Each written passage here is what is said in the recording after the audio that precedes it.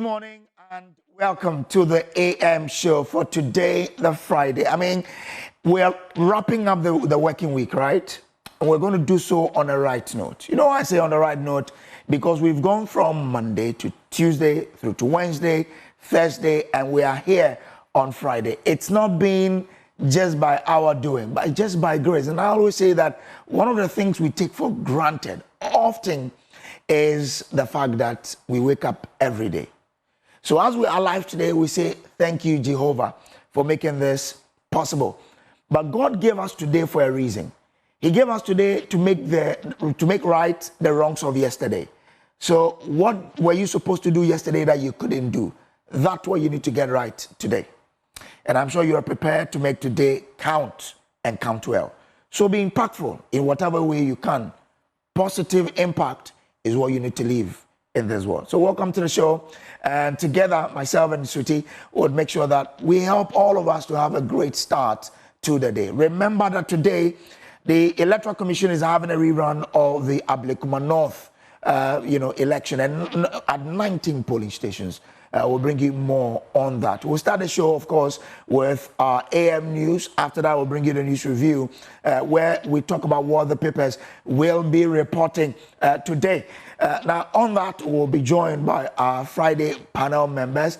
Of course, two layers will be here, but we'll also have Professor Isaac Body, is Dean of the Accounting and Finance Department, University of Professional Studies. Kwame Nkrumah Boateng is General Secretary of the CPP and a lawyer. We'll be also joined by Honorable Timothy Atabode Awontirim, his former MP for Bosa North Constituency. They will be helping us to analyze the papers today. And then we'll move on to the big stories. And this morning, all eyes will be on Ablekuma North Constituency, where 19 polling stations will finally settle the political impasse on which political party will represent them in Parliament 6 months after the 2024 December elections, pulling the brakes on what could have potentially become another SAL. We have our eyes and ears on the ground, giving you up-to-the-minute update on happenings to the final determination of the results on your Joy News channel.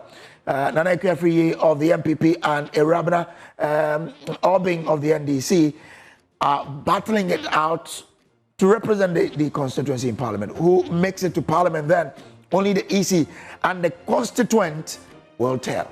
Join us with your thoughts and comment via phone on all our social media handles for us to share this moment together. Remember that the AM show is proudly brought to you by Whaley Properties, and we provide quality housing at affordable cost and with flexible payment option to help you acquire that dream home of yours.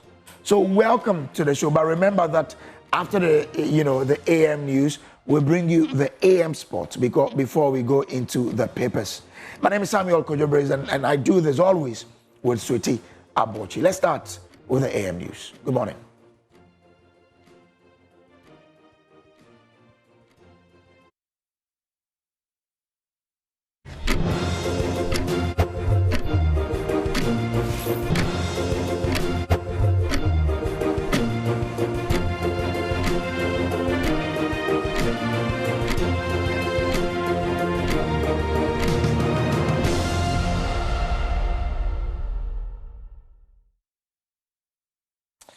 Well, welcome to the AM news now. And the Electoral Commission has tonight broken its silence, defending its decision to hold a parliamentary rerun in Ablekuma North constituency.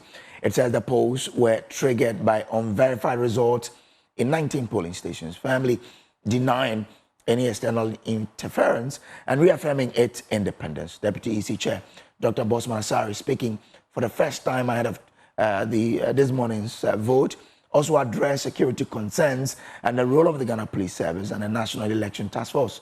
Michael Ashley was at a news conference and has this report. The Electoral Commission has finally broken its silence on the lingering Ablekuma North election impasse. For months, the EC maintained that only 3 polling station results were outstanding following a chaotic collation process. But with no resolution in sight, the Commission says it had to act. Dr. Bosman Asari is a deputy commissioner at the EC. 25 polling station results were added to the collation. All the 25 carbonized polling station results were received from the MPP. It is important to emphasize that the said 25 pink sheets were not scanned pink sheets, but carbon copies from the MPP. Even though the NDC collation agents reported late that day, that is the 21st December 2024, the carbon copies had been authenticated. After the carbon copies had been authenticated by the return officer, the NDC agents were allowed to review and verify the 10 carbonized copies of the results presented by the MPP. Following that, the remaining 15 carbon copies were authenticated by both NDC and MPP agents for that day. They also reviewed the scanned pink sheets. This brought the number of collated polling stations to 278. Thus, 3 polling station results became outstanding. The NDC at the meeting raised a number of issues and followed up with a letter to the Commission. The Commission responded to all the concerns raised by the NDC in their letters dated 17th March and 30th April 2025. Among the issues raised by the NDC was the lack of formal invitation to participate in the collation process, denial of involvement of NDC agents in the collation of the 25 scanned pink sheets on the 21st of December 2024, and concerns about the use of scanned pink sheets from the MPP. Dr. Bosman Asare also expressed frustration with the Ghana Police Service, which he says failed to provide adequate security to complete the collation earlier. Intended to move the ballot boxes to a more secure location. Party supporters invaded the premises of the Kwashiman cluster of schools and set fire to the library where the ballot boxes and BVDs were kept. All the ballot papers were destroyed in the process, thereby denying the Commission the opportunity to use the ballot papers to complete the collation. To date, the gentleman who perpetrated this crime, though he recorded its illegal act and circulated it on social media, has not been arrested. In a surprising turn, the EC now says it will rerun elections in 19 polling stations, not just 3. Dr. Bosman Asare offered this explanation. The Commission came to the conclusion that it will rerun the election in 19 out of the 37 polling stations. The Commission arrived at the decision to rerun the election in the 19 polling stations because the 19 scanned polling station results used for the collation, though approved by agents of both political parties, were not verified by the presiding officers responsible for those polling stations. The Commission was able to secure the confirmation of 18 presiding officers of their scanned pink sheets. The Commission was of the view that once its officers were legally charged to conduct the elections at the polling stations, and they have also confirmed the scanned results, there was no need to rerun the elections in those polling stations. The EC also flatly denied claims that political influence played a role in its latest decision. We state categorically that Ghana's electoral management body is an independent body and will not be dictated to by any person or institution. With police assurance now in place, the EC says it is ready to conduct a free and fair election this Friday. The aftermath of the 7th December election, the processes to complete the collation in 12 constituencies have created fear, not only in our staff, but voters in general. We trust that the police and the National Election Security Task Force will provide the needed security before, during, and after the process so we can vote and work in peace. On our part, as the electoral management body, we are desirous of bringing the election in the Ablekuma North constituency to a conclusion and to ensure that the constituents have a representative in Parliament. We have thus provided a path to complete the collation process so as to ensure that the residents of Ablekuma North have a representative in Parliament. We assure the public and the political parties that, as always, we will live by our motto and ensure that the rerun is fair, transparent, and credible. For Joy News, Michael Ashale. Now, still staying on that particular election, several MPP MPs are throwing their weight behind the party's candidate despite an official directive to boycott Friday's rerun in 19 polling stations. Meanwhile, NDC MPs say they are ready and believe they will win the seat. Parliamentary Affairs correspondent Kwekwa Asante has more from Parliament. PDP's official position regarding the Ablekuma North Rerun has been, we will not participate. But the party's parliamentary candidate says she's contesting. Some members of parliament are already throwing their support behind her in the open defiance of the party's decision to boycott the rerun. I hope you are aware that the 19 polling stations that have been put out for contest for rerun, all the 19 stations, most of them are for MPP. Yes, that is it. So it tells you we have an edge over the NDC. And we are hoping, because even though the party stance is that on a matter of principle, we are boycotting, the individual believes that he has an edge. And we also need to go and support and make sure that he wins. Best approach to this election is through the candidate herself. I have spoken to the candidate about twice today, and I get the impression that she's on the grounds. We know that circumstances are making us go through this election the way we are supposed to go through. I know that we won the elections.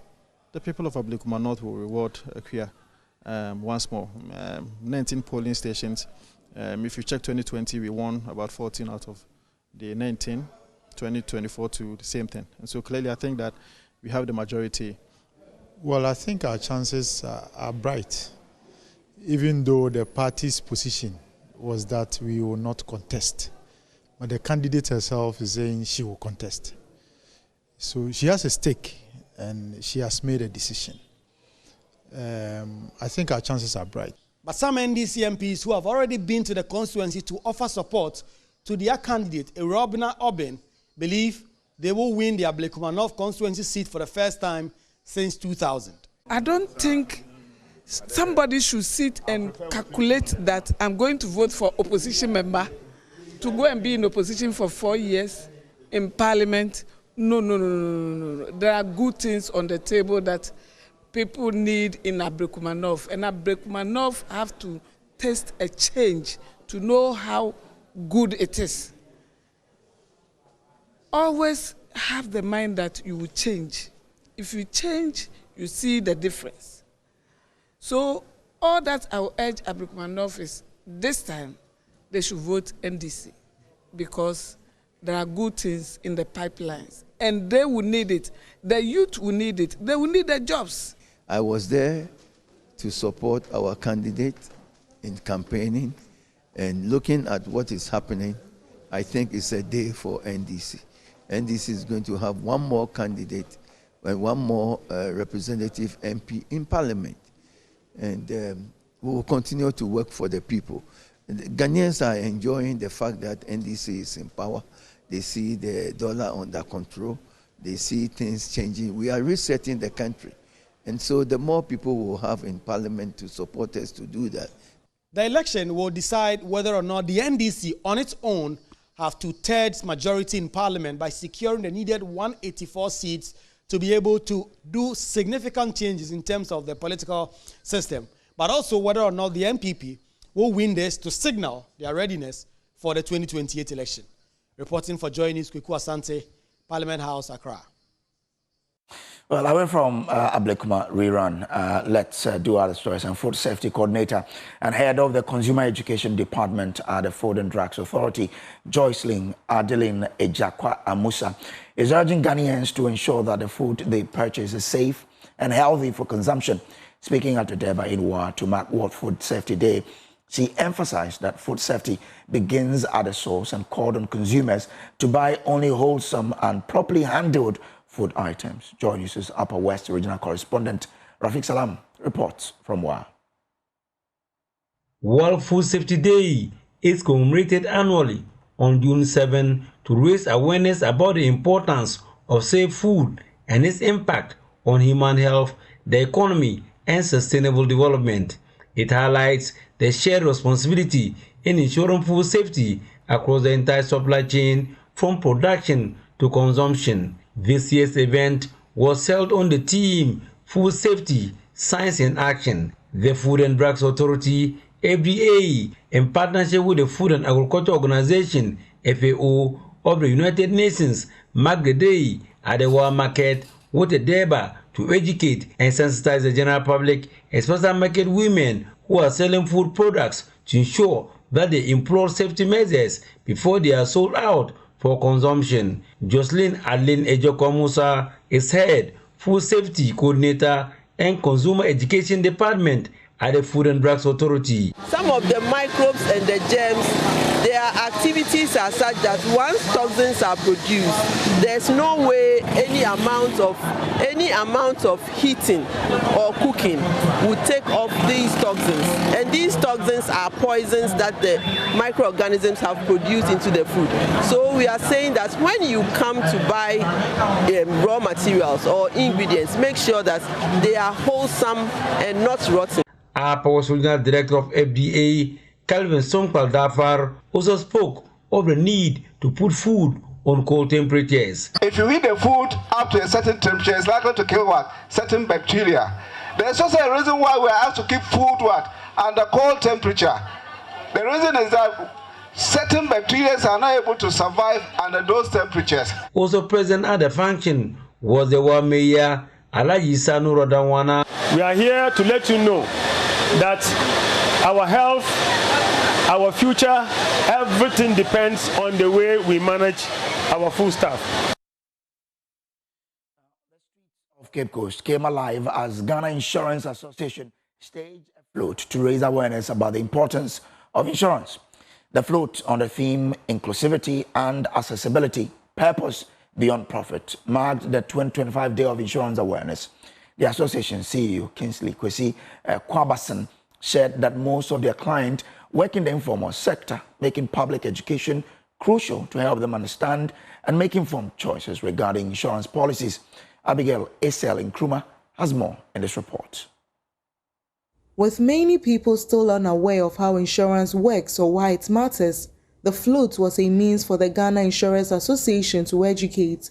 Kingsley Kwesi Kwabason, the CEO of the association, explains the significance of the float. Oftentimes, it's been alleged that we sit in our offices without getting to the people who really matter. If you look at the fact that about 80% of our workforce are in the informal sector, it's just right that we reach out to them. And so the essence of this particular program is to find a way of explaining what the insurance policies are and the benefits that we are likely to give to our members, not just our members, but to the general public. It will interest you to note that on a daily basis, we pay over 10 million Ghana cedis as claims, but people are not aware. And so we're here to explain for them to understand that there's all to be gained from having an insurance policy in one form or the other. The regulator of insurance companies in the Central Region, Nicolina Nayeye Dumwa, criticizes the low rate of insurance penetration in Ghana. Insurance penetration for our country is very low, less than 2%. How do we improve upon it? We can only do this if people know that they can get the benefits of what the insurance is all about. And so that's why we are doing this. In the Central Region, it's not any different, but I can say that within the past 5 years that we started serious education in the Central Region, it has improved, okay? So what I'm simply basically saying that we're going to continue the education with all the insurance companies. In fact, the insurance companies have taken, in the Central Region, have taken the decision that going forward, we are going to move out more than we're doing. So we have a project coming up in August, and we're going to go to every district, making sure that insurance education. Anthony Bolu is the Central Regional Chairman for the Ghana Insurance Association, and he shares what is being instituted for farmers and fisher folks. With the farmers and the fisher folks, what we are doing is mostly about the micro insurance. So if you are a fisherman, we know that the expenses that you make, you go in to get your fishes and all those ones, at least the little that you have, you need to protect it. So the insurance industry has also made a room for those little, peasant farmers, the fisher folks, that if you are a seller, the insurance doors are open for you. If you need any advice about it, you come, we will advise you accordingly, the policies that are suited for whatever you are doing. From Cape Coast, Abigail Ablekuma reports for Joy News. Wesley Girls High School has been crowned champions of the 2025 Central Regional Championship of the National Science and Maths Quiz after an intense, high-stakes final that kept the packed SGS auditorium on edge. With defending champions at Electoral College already out of the race, the contest was wide open and the Gehe girls rose to the occasion, outsmarting 3 powerhouse schools to claim the coveted title. My colleague Adobe Asari interacted with them earlier.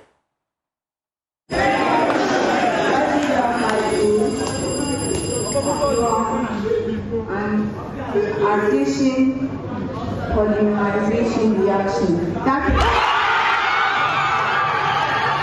The final bell rang for the last riddle, and that was it.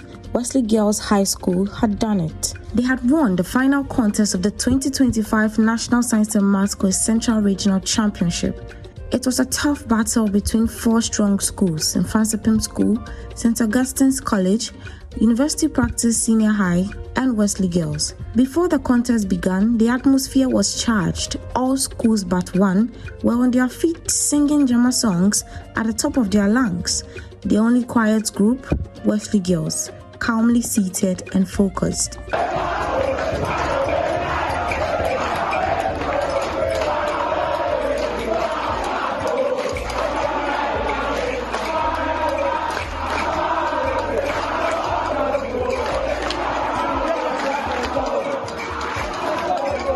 The contest kicked off, and by the end of round 1, 3 schools were already celebrating: St. Augustine's, University Practice, and Wesley Girls.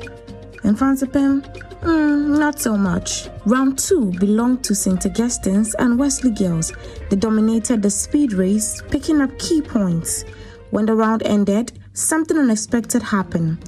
UP and Augusco, rivals in the contest, teamed up to tease Mfansipim, who had fallen to the bottom of the scoreboard. Augusco was still in the lead. Wesley Girls was following closely. University Practice held 3rd place, and Buttress sat in 4th.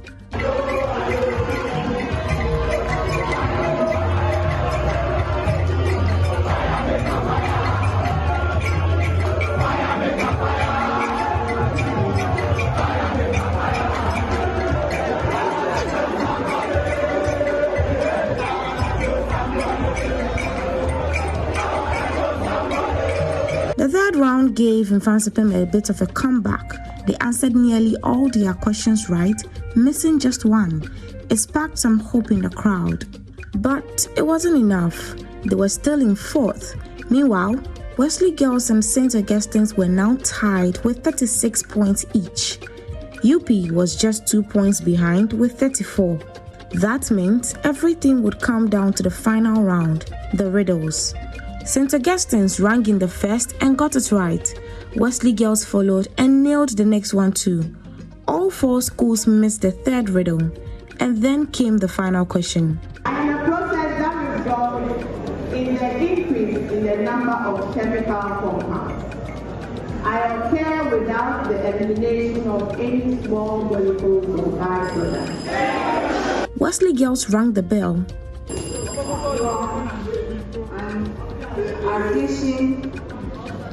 And got it right.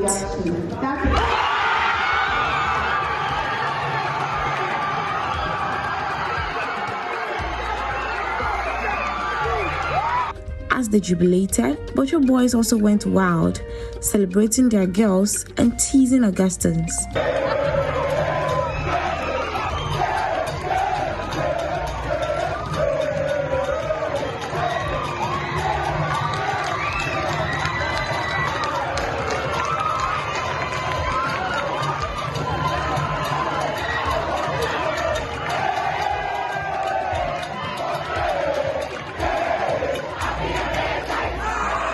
I'm feeling very, very excited. I'm so happy.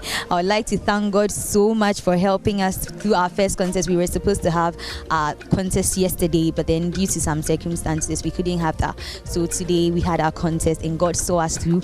We emerged victorious. We went to the final and then God helped us. God has been so good to us. So I would like to extend my greatest gratitude to God. With that final answer, they sealed the win. Their second time being crowned Central Regional Champions of the National Science and Math Quiz. For Joy News, Adobe Asare. And that's it. Time for me to now bring in Sweetie Abochi to bring you the AM Business. This is the business update on the AM News Belt. Now, economist Dr. Eduowusu Sarkodie is asking governments to direct significant amounts of IMF cash to the agricultural sector. It follows news that government could, in the coming weeks, start drawing down the $367 million IMF fund from the Bank of Ghana to finance some budget projects. Dr. Edu Sarkodie says focusing on this sector could greatly turn around the fortunes of the economy. If you take a look at the 2025 budget, the government is not committing itself so much to huge expenditures. They are containing expenditure. They want to stay within the budget, make things tight. And so the sectors that stand out that could get funding or being financed by the IMF released will be maybe first to agriculture production, because we want to contain food inflation. You don't want food prices to increase that much. You want to ensure food security. And so, we advocate that a greater part of it should go to agriculture. And then, if you read the IMF documents, they have been praising the government of Ghana for securing or cushioning the poor and the vulnerable in society. So all the social intervention programs which has been listed, the free SHS, capitation grant, livelihood empowerment against poverty, school feeding program, etc., etc. So I believe that another part, a greater part of the money should go into cushioning the poor and the vulnerable in society. We know how tight things have been, especially also with the quarterly adjustment of tariffs, the impact on businesses, the impact on us. So agriculture and safety nets should take the lead in terms of which items will be on top of the scale of preference. Now let's take a look at what's happening in the commodity market.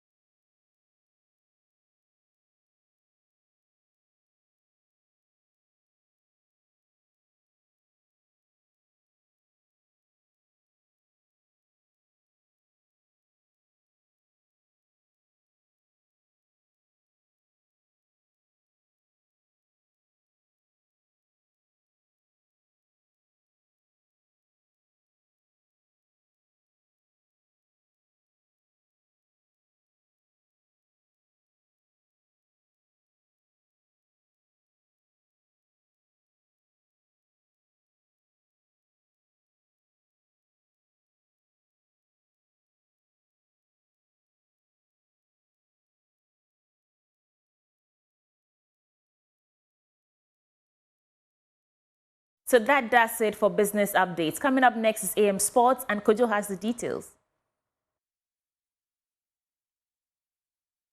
Interim Ghana Boxing Authority President Roger Bano, who shares his vision for the sport ahead of the Electoral Congress. He has been speaking to Joy Sports editor Nathaniel Atto. You obviously are coming in with a new style, and that is what you have communicated so far.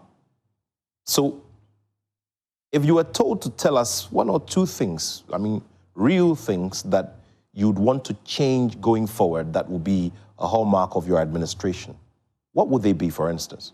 I can tell you on authority that I know the movers and the shakers of the game. Okay. I know what is done that is right within the boxing circles, and I will. First, our Commonwealth titles has been redundant for the past years, Now, I've taken it upon myself and then the executives. We will make sure we get that opportunity we used to have, by talking to some external people outside. I've done that already, and I think I will do that. That is one. And then two, we will have to go to the conventions. Make sure we take rowdyism out of our sports, especially those kind of achiag beshi, blah, blah, blah, that is being termed. In boxing, we have journeymen. We can't take them out of the sports. We will do it like they used to, they do it. Just before you carry on, would want to have everybody be along with us. Now, achiag beshi is a term, that is used in boxing circles. So we'd have to explain it properly so people understand. So it goes to suggest that people go into arranged fights and they wither within a few minutes so they can have the other opponent take the result and go away, right? That's not that. They are called journeymen. Okay. Others, in the sports of boxing or in the game of boxing, not everyone can be a world champion. So there are people there who will come into the sports, get the job done. Get the job done. Yeah. And then probably they know they're not going to be world champions. So they are coming to aid, at least a form of job as well, just to take people out of the street. You need to give them chance. But it should be done the way it is done elsewhere. If you can look at a person like Julius Caesar Chavez. Julius Caesar Chavez had his first fight, his first proper fight, at his 17th fight. You can see his first fight, second fight when he turned pro. All those guys were guys with, huge losses. They are those guys who build bosses for the future champions. Those are the journeymen in Ghana. We call them achiag beshi. But it's not a pre-arranged fight for a boxer to come in and take a dive after a few minutes or a 1 or 2 rounds. No, that's not it. Okay. All right. So you were talking about, taking violence out of the sport of boxing. It's just interesting that in the past days, one of our team members here at Joy Sports did a documentary called Scars of Hooliganism. He focused on football, and it was a very emotional one indeed. But we've had, I remember that day when you had to take out a weapon due to self-defense because your life was in danger. I remember very well at the in one of that was in 2016. 2016, yeah. And all of these have happened before. I also remember that once a sitting vice president was there in the arena and all hell broke loose, people were misbehaving. It all boils down to education. We need to educate our fans, which I've taken it upon myself and the board, and then the stakeholders themselves. We have a committee for boxing stakeholders. We've taken it upon ourselves. We'll be going town just to educate our fans. Boxing is kind of a sport. You might win today, lose tomorrow. It doesn't mean if you lose today, it's the end of the world. Every boxer has lost before, one way or the other. It's only Mayweather, we can say, has never lost a competitive fight in the professional ranks, but he lost in an amateur. So we need to educate them how the scoring goes, what they should expect, in a fight, because we have win, lose, and then a draw. And I've been doing that behind the scenes. So me now being the head of affairs, I'll make it a major point just to let them understand what they should expect. It's not everything shouldn't be about violence. So I think they will understand me. Let's talk about promotions. Promotions become the final element of everything we do as a body. And that also goes to market the sport in a very big way globally. In the past few weeks, everybody across board, whether or not they love boxing, have celebrated the boxing fraternity, especially the CEO of Legacy Rise Sports, Sharaf Mahama, for pulling off what was a very, very successful fight night, heavily subscribed, live on DAZN, live on SuperSport, live on some of our local channels here. And that is a high point, because it also attracted legends of the sport we have with global appeal. And that was a major chapter in our boxing. Where do we go from there? I mean, you were there, you were part of organization, you were in the thick of all of the action. Tell me what you saw from your lens, purely from a boxing perspective. I can tell you it's an upgrade of whatever we've done. That shows that we are progressing. He is learning. He's got a good team around himself. And I think he will succeed. And then I may let the cat out of the bag for a while. On the 5th of September, we'll be having a team member of a high-profile boxer coming from the States. He will be arriving in Ghana on the 5th of September, just to lay the foundations for someone who might come over for a visit in the near future. Very well. So I think he saw what he saw, and he also wants to come around. He's a friend of mine. I've been talking to his marketing team, his team around himself, and then I spoke to him personally, and he accepted to come over to visit us in one of these fights. So I think if we want those kind of high-profile personalities, not only boxers, ex-boxers, coming over, we should educate ourselves in our doings, especially with this kind of rowdyism that happens at the arena. That is why I have taken upon myself to educate my fans what to expect after a fight. So it wouldn't take us from the lane that we've taken from our last promotion. We should upgrade on what happened the last time. So at the end of the day, I think we will be heading somewhere positive. Amazing. Tell me what people have told you generally about that particular fight night. I'm glad to hear about the prospects. I'm glad to hear about the conversations that have been generated because of the Battle of the Beast fight night. I'm looking forward to that event as well, and that which will follow in December. But tell me about the reactions from people generally after that particular fight night and what kind of encouragement it is giving you about the future of the sport. They're calling for more. Calling for more. And they'll get what they want. It all depends on them. Boxing is a huge investment. And no one can do that solely by himself. He needs corporate people, corporate body. They will come on board if we behave very well. And I hope they are ready to do that, because if you want to sell your product, you need to market it well. Mr. President, let's begin with the immediate past president. What was the last conversation you had with him which the public can consume? Before he left office, he called me personally, told me, Roger, this had been your dream. I am resigning. I'm leaving the mantle for you. I hope you're going to do a good job, and I'll be proud of you. He left office. We're still in touch. It was yesterday that I spoke with him. And then, even though he's gone, we still have some few things to touch on.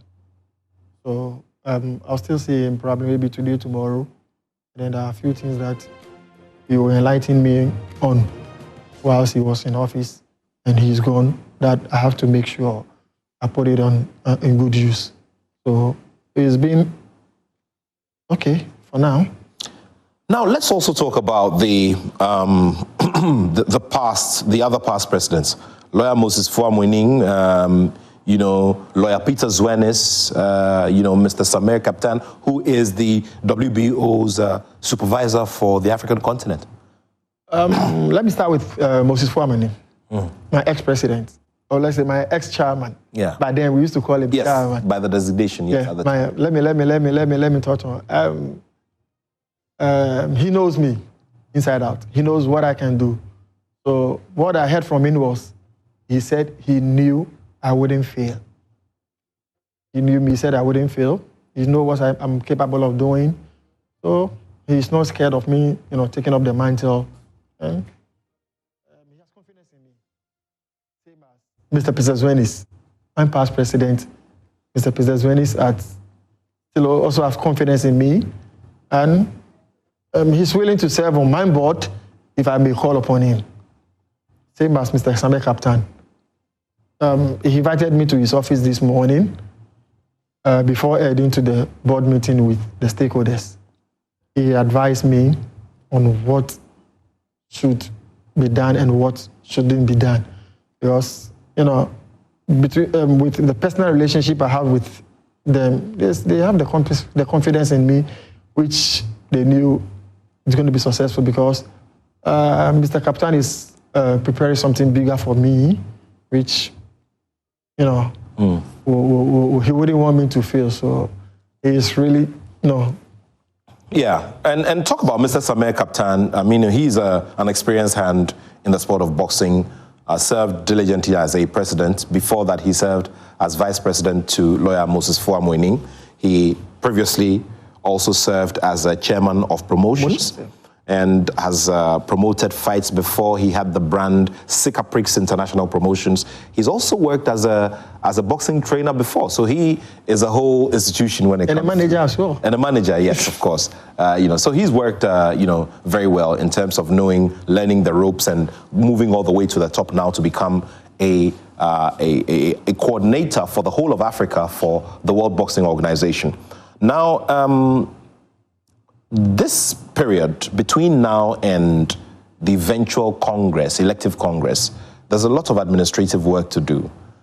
In the midst of it, let's just say we had 10 fight nights.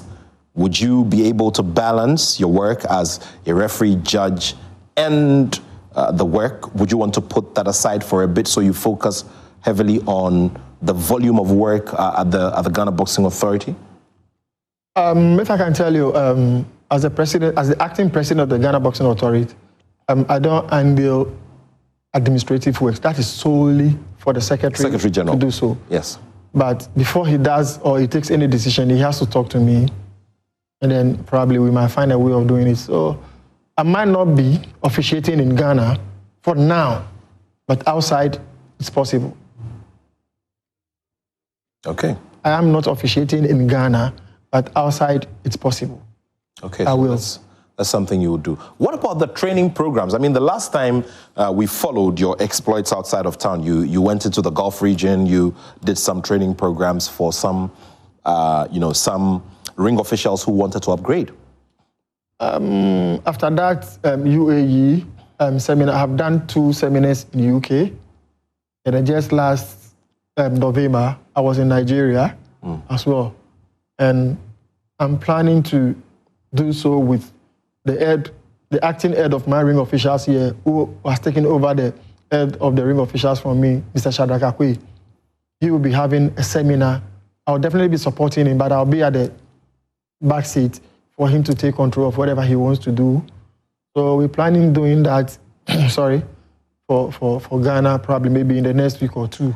So I think, and then probably also, we're looking for new officials as well. We'll be looking for new officials as well. Well, that's a call. For those of you who've been calling me and approaching me to want to become boxing officials, or judges, referees, all referee judges, this is the time. The acting president of the Ghana Boxing Authority is opening up for some professionals who are practicing in other fields who want to use this to become a second love. Please go ahead and let's have a conversation. But Ref, thank you so much. Thank you so much. And we're grateful to you for your time here today. We look forward to working with you so that we see how Ghana boxing progresses during this period as we build up to the elective Congress.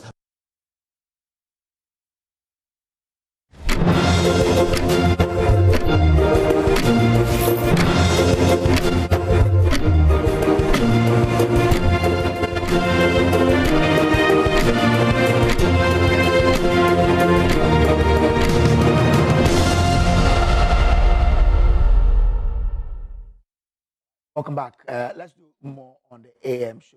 It's time for us to go into what the papers are reporting this morning. But a reminder that the AM show is proudly sponsored by Whaley Properties. And are you thinking of a rewarding investment you can engage in? Then Whaley Company Limited is your preferred choice for such investment. Whaley Company Limited is a real estate company with several development to its credit here in the capital, Accra. Invest in our new development, Willow Lane, where elegance will meet tranquility in the heart of Accra. We provide quality housing at an affordable cost and also with a flexible payment option. At Whaley Properties, we provide you 24-hour security, reliable power supply, and other social amenities to make your stay a memorable one. Give us a call now on 0240-111119 or 0504 49 99 99. You can visit us at waylead.org. Well, let's get into what the papers are reporting today. And to help us do this, we have in the studio our friend Kojo coming. Why do I always want to give him his grandfather's name?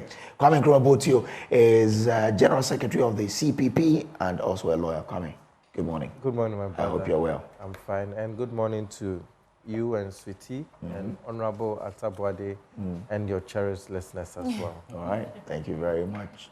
Okay, we also have Atabwade, Awuntirim, former MP for Bosa North Constituency. So that's where Apak is, right? No, Apak is in the south.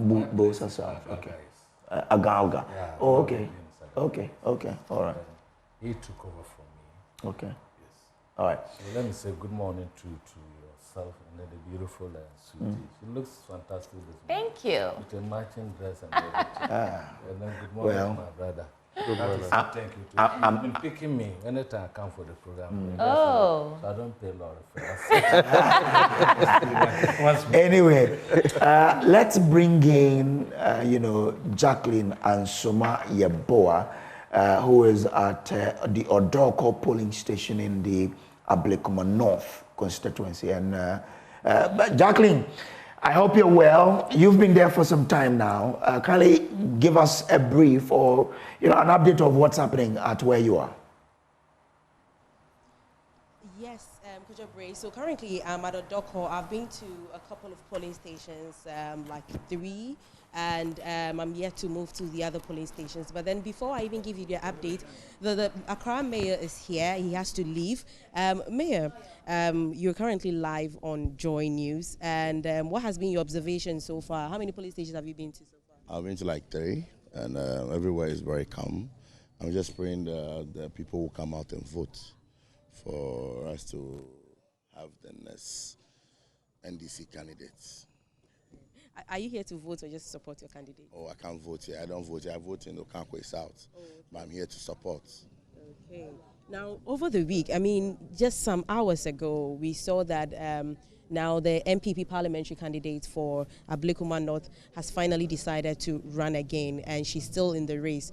You saw prior to that, there were a lot of conversations surrounding the fact that they wanted to, put an injunction, a whole lot. What do you say about it? What do you have to say about this? Rabban has lost what's the name of the candidate, MPP candidate? Yeah. Naneke has lost twice already. He's going to lose the 3rd time, right? After the December elections, Rabban won the election. They said, oh no, he took it to court, right? He lost from the courts. They said we should have a rerun. Both teams claimed they won. But Rabban won. Actually, Rabban won.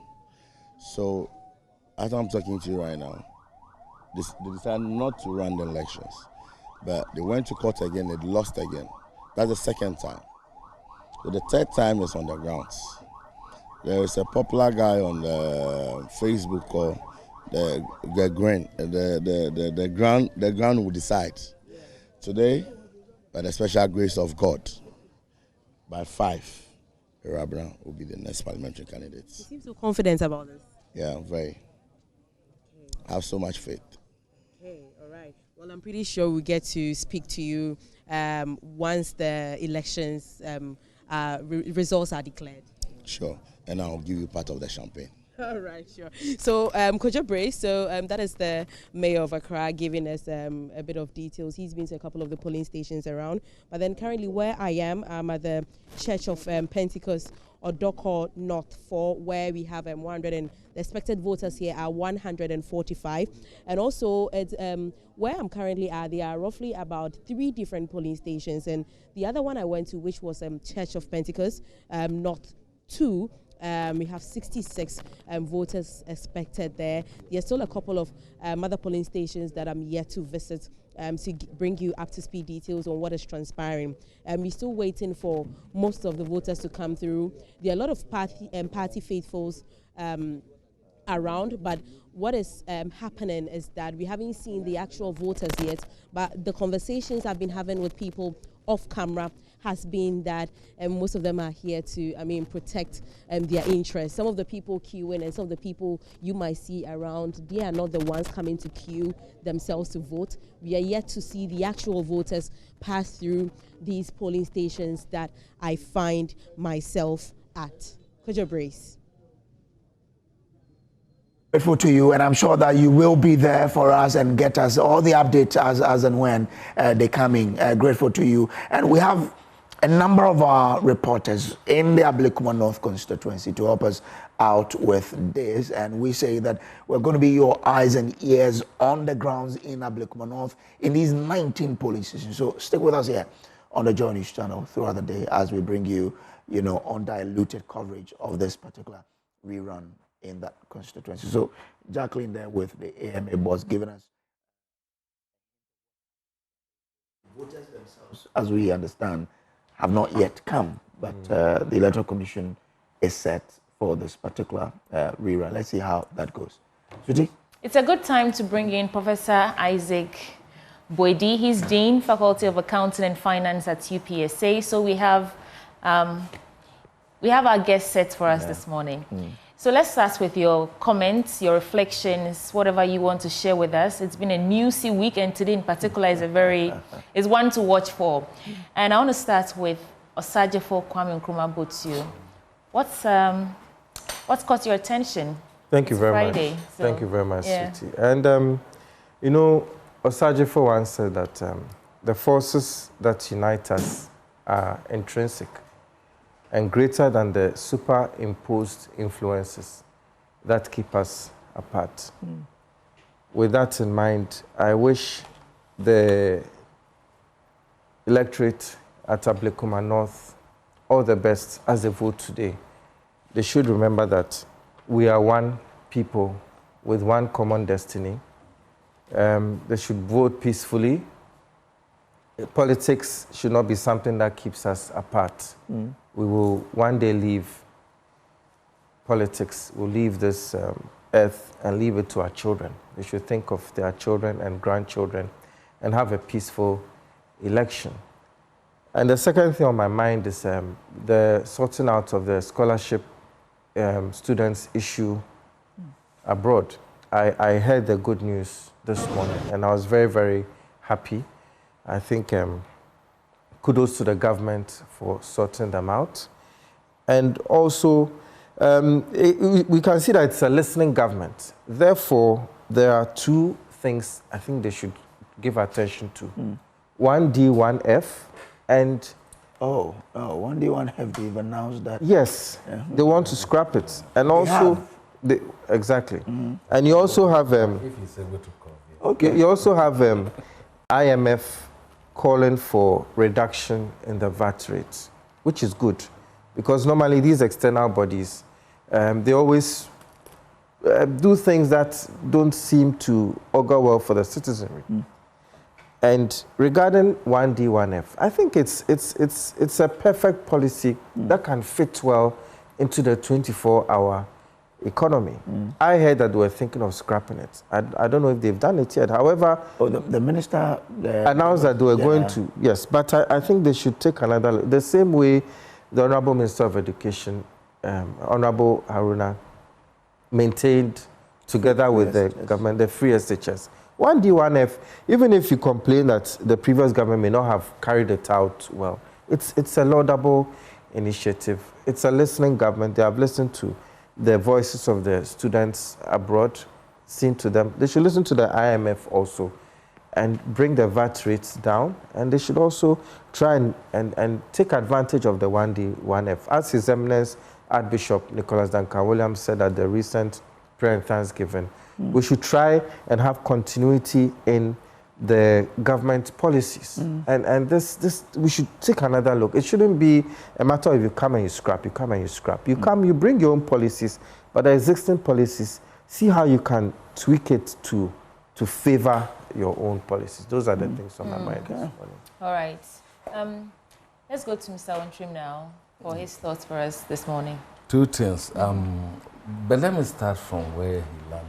I think it's a good call. It's a good call on grounds that the 1D, 1F, if it had been properly embarked on and we are getting the fruition, it becomes a foundation upon which the 24-hour economy would be built. If the one district, one village, one dam program had also been successful, it becomes an anchor upon which the 24-hour economy would have been built on grounds that there is agric and its processes is the real sector of this economy, and we must put in every effort. Even if the Palgo Dam had been done, I keep telling people that it doesn't matter whether you do one village, one dam. If there's a big irrigation dam, people can travel from Accra to set their farms there. People can travel from Sanma to set their farms there. So it's a good call. It doesn't mean that it has totally been. I think there will be a review. We'll look at the factories that are under one district, one factory that are working, that are really producing and working, and try to review. When you look at the whole concept of the 24-hour economy, it hovers around factory development and so on and so forth. So it's a good call. But you see, yesterday I was watching your program, and then this issue of Ibrahim Mohammed's takeover, and then the Zuma issue came up. And one of your panelists was saying that, do you remember Keno Foriata? Do you remember Data Bank? Please, please, please, please, please.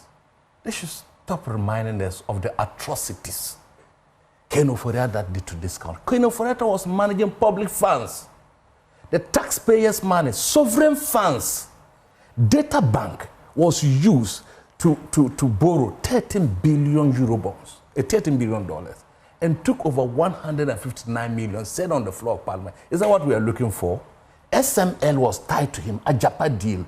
Frontier Health Services that was established at the airport were all tied to Keno Foriata. So if EMP, engineers and planners, has taken over Azuma mining and there are challenges, let them resolve their matter.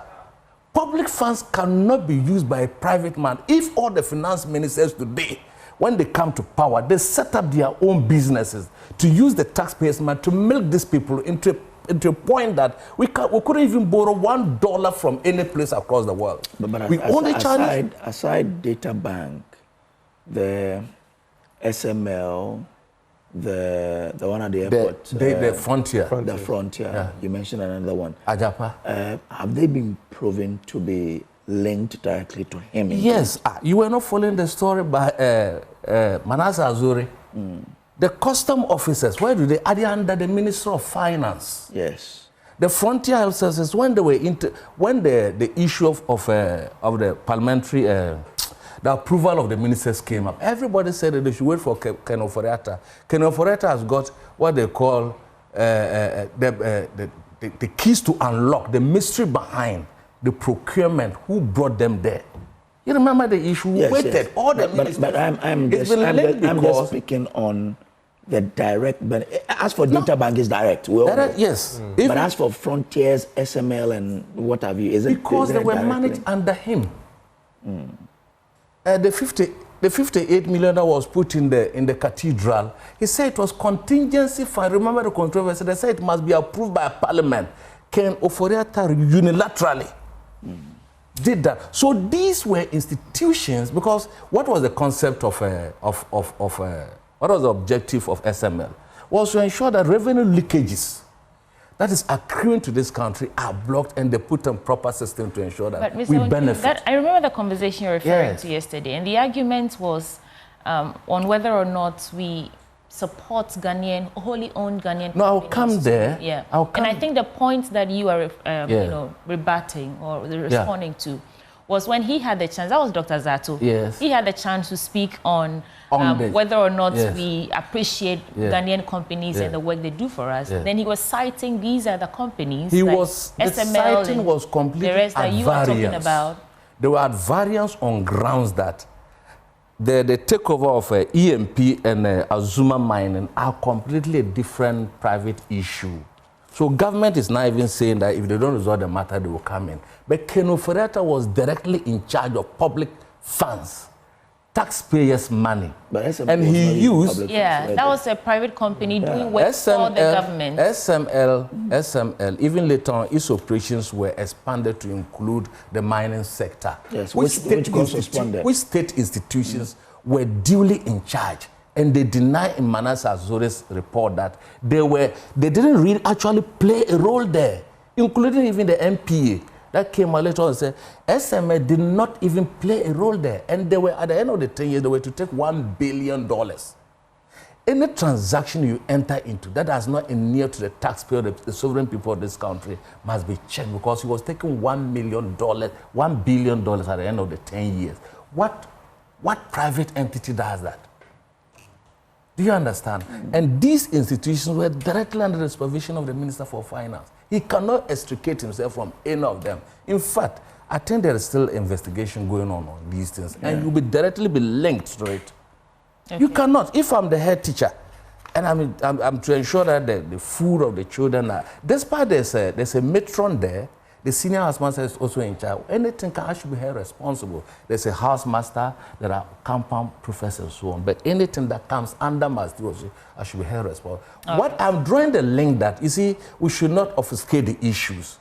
Where it is wrong, let's discuss it. But you cannot take, you see, the link here was because John Mahama's younger brother was into this aspect of it, and that they want to quickly link it to the fact that we're talking about family and friends, and that they were grabbing state properties in Nyafo. And they want us to believe that this takeover was linked to John Mahama, and John Mahama is the president. So now we have been in power for 6 months, and we have used the back door to ensure that his blood brother takes over the mining concessions of Azuma and other shareholders and so on. But they are in an arbitration court. The two of them are fighting. Attorney General is not represented, not a government.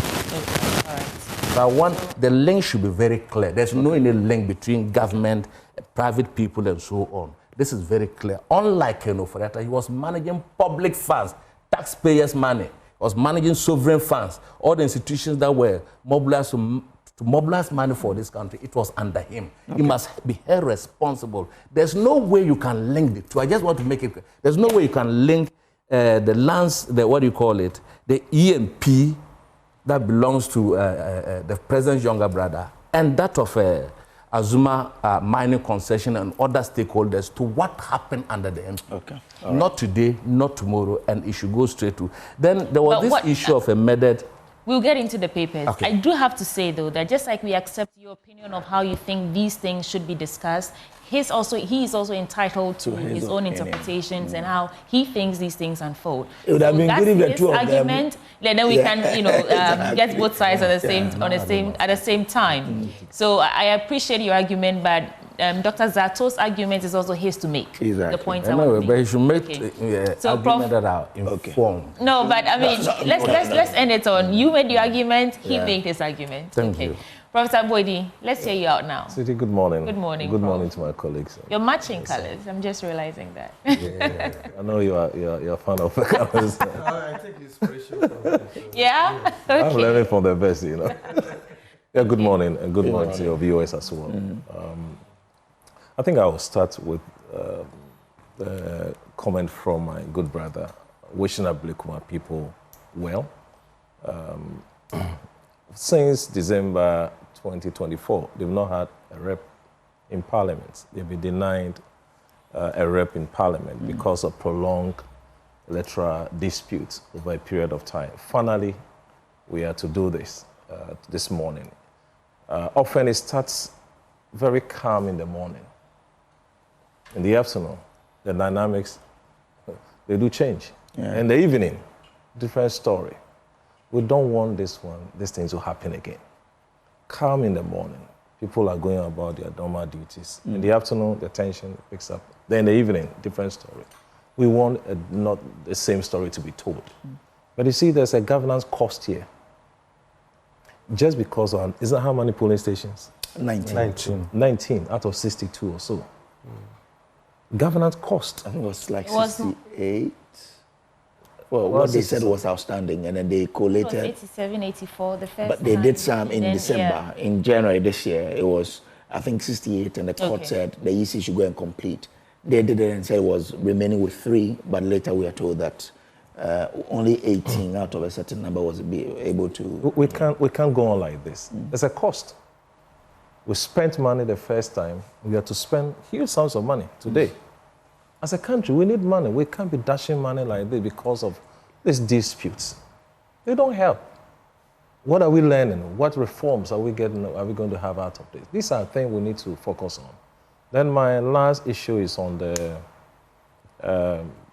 24-hour economy policy, which was launched the last time. I never had time to come here to discuss this, but it's a laudable, good policy by this administration. Finally, we have seen this document. It's been in dark for years, for months. Yeah. But finally, we have seen it. And it's a good policy. And I've told other people, and my good friend, that, look, if we can use as a base for... Prof, sorry, we'll come back to you, but we need to go back quickly to Ablekuma North. As we said earlier, eyes and ears are there. And my colleague, James Aveji, is joining us from that particular constituency. James, where are you and what's happening there now? If you can hear me, I'm at the DVLE LA polling station or polling center at Awoshi here in the Ablekuma North constituency. Just a while ago, at some 5 minutes ago, the first voter cast his ballot at exactly 7:06 a.m. The electoral officials have been here very early this morning to set up. And as you see in your shots there, the second person is readying himself, and the third candidate, also a voter, also readying himself to cast their ballot. And so it has the activities for the day have kickstarted here in the Ablekuma North constituency, and this is one out of the 19 polling stations where the voting exercise will be happening. The man in your shot there in the white is the presiding officer, and he is manning affairs here at the DVLA polling center here at Awoshi in the Ablekuma North constituency. And so the second voter is casting his ballot and will be followed by the third person. I just want him to finish with what he's doing, then we can get the full data of the number of persons he is expecting to cast their ballot here at this particular polling center. I must say that we've also been to the Presby School at Odoko, as well as the Pentecost Church, where the voting is also happening in this particular constituency. At the Presby School, as at 6:40 a.m., the electoral commissioners were yet to set up, but the police have had their barricades and everything set up, waiting on the electoral officers to set up to kickstart the day. Let's have a quick conversation with the presiding officer on what he expects. Sir, thank you for your time. You are live on Joy News. Tell us your name and this particular polling center and how many voters you are expecting to cast their ballot today. Well, my name is Kwatinjan. Kwatinjan is my name. Okay. How many voters are you expecting to cast their ballot today? Exactly 613. 613. So far, you've had 3. What's your expectation for the day? Well, I have no expectation. You have no expectation, but you expect the process to be peaceful? Peaceful and smooth. Okay. Kwatin Jemfe is the presiding officer, and you see in your shot, police officers are also here to also make sure that there is peaceful atmosphere here. There are no chaos. The MC for Ghana South, I should believe, is also here, and Honorable Nisoa, and he is the Dean of MCs in the Greater Accra region, here supervising activities. Honorable, thanks for your time. Turn this way for me. You've been here. I came to meet you here. So far, have you been to other polling stations? What is your appreciation of preparedness for the day? Yes, I think that as typical of every by-election, there's always a bit quiet, calm, and they are coming up. It's early in the morning, so normally people will have to come early and then go and do other activities. Most of them, as I see, it's like they want to see how the voting turns out. Okay. Spacing, and I believe that as we get to midday, a lot more will come out to vote. I mean, the call is for a peaceful election. With what you've seen in the early part of today. I've seen a number of police officers here. Is that your expectation at the end of the day? Oh, yes. You know, our Excellency President John Dramani Mahama is for peace and acts peacefully. So everyone following the NDC. I'm the Dean of Greater Accra and also the Chairman of Ablekuma Constituency. Okay. We stand here, and if you look around, it's been very calm. So far, so good. And I think that it's going to be a very good day. Less casualties on conclusion. Okay. And your assembly is? I'm the Gan West Minister. Gan West. Okay.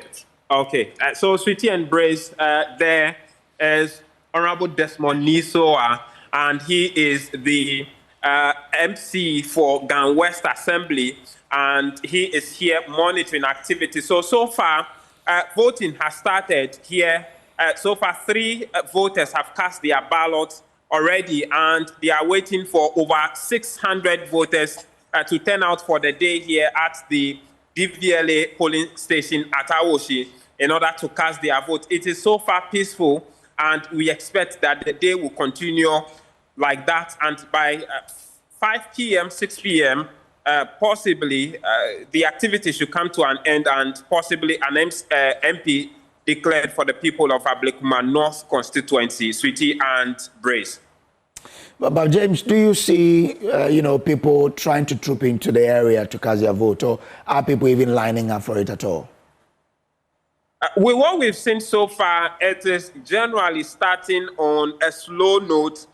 Remember, this is not a general election where even those who do not have interest in voting for taking part in the parliamentary elections would want to come and vote in the presidential election. This is a rerun, quite a very small amount of number of polling stations involved. And so from where I stand, it is starting on a very slow note.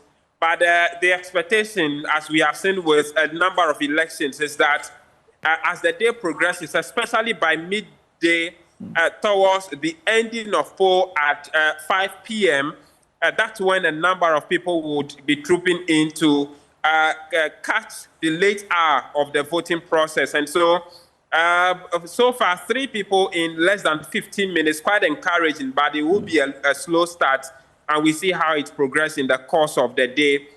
The polling agents, especially the political parties, will be expecting a high voter turnout, which would inure to the figures, the numbers for them. And so we see how it goes in the course of the day, but it's a pretty slow start. No one in queue waiting to vote. And so it's quite when you get here, you get your time to vote and then go and face the rest of your activities in the course of the day. So, Brace, slow start, but we expect that to progress steadily in the course of the day.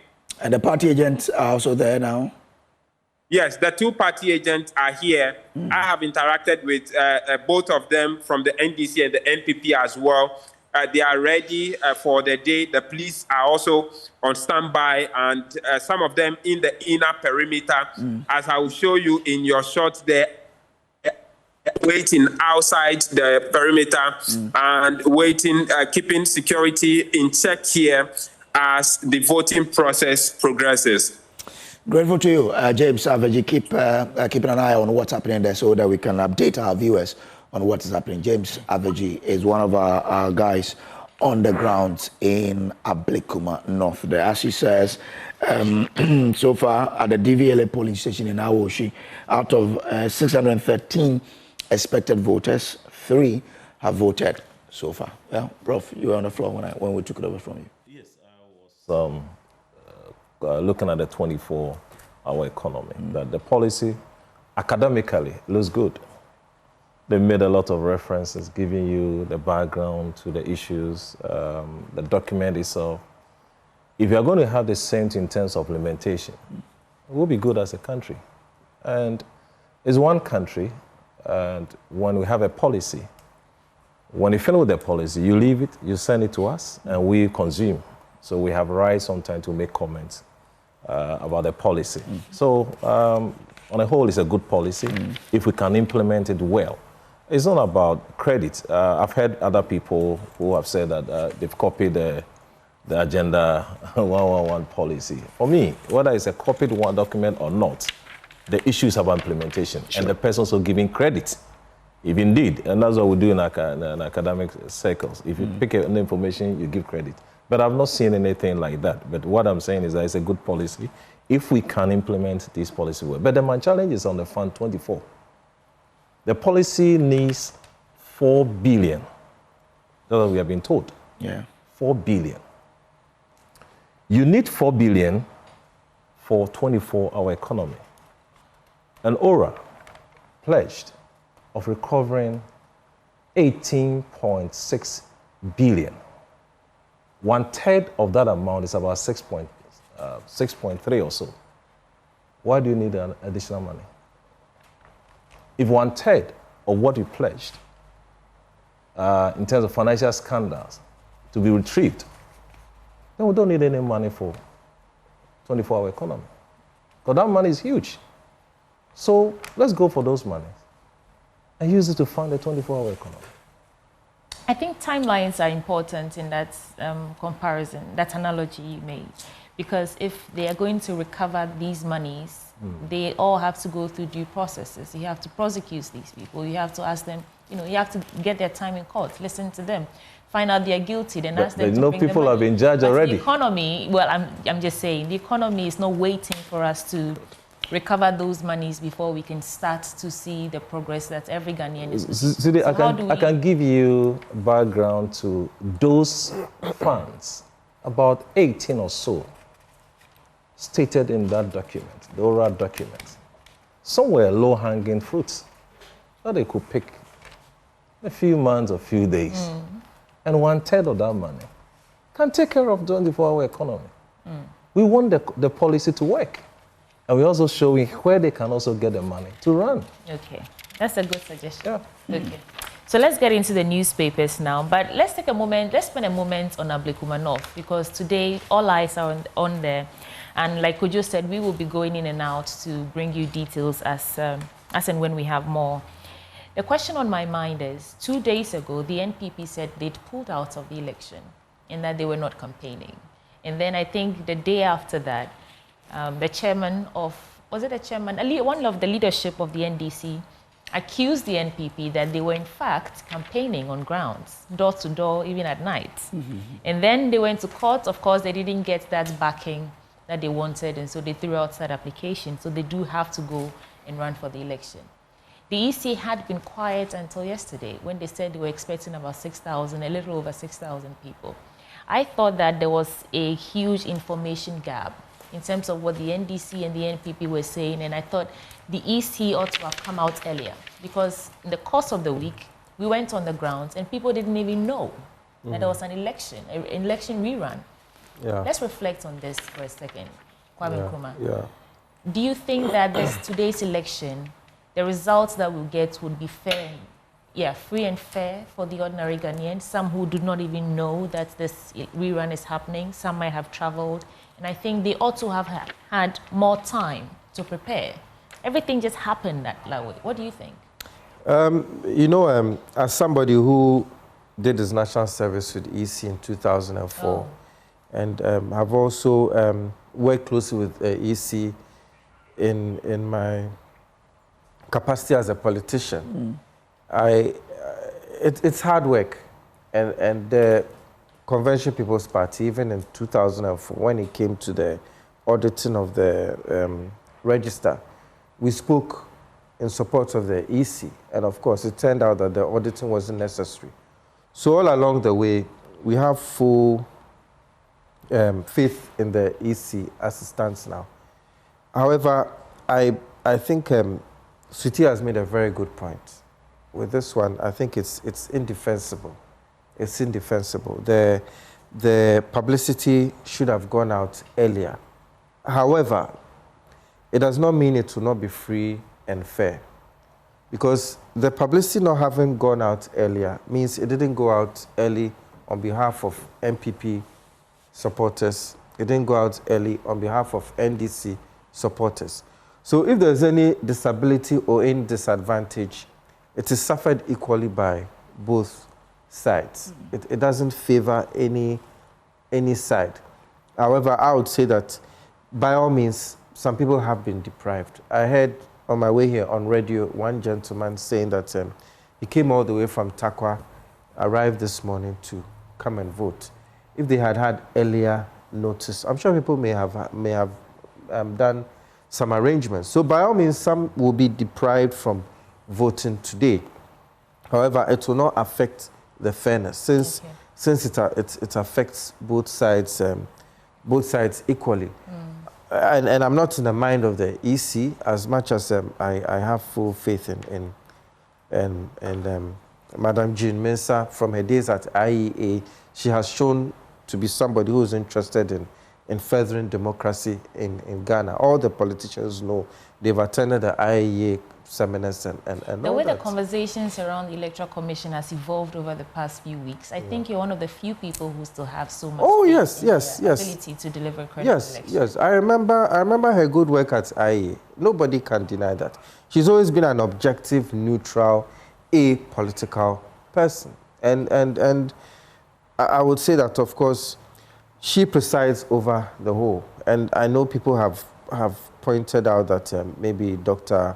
Bosman Asare may have one day been with NPP or something, but I don't think that is really But if you put that aside and you look at the EC itself, the stance they've had from December all through to June, they went to Parliament in June, right?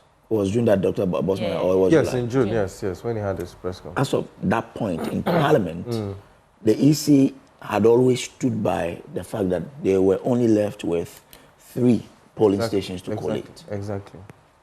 Then all of a sudden in July, we are told that it's now moved from 3 to 19. What does that do to the reputation of a commission which has been under fire for some time now from political actors to say, you are not cut out for this job and you have to go? Well, when it comes to the work of the EC, as much as you try and get everything right, you are bound to make mistakes. When I was in my national service, it was during Dr. Afarijan's tenure. And he did a great job.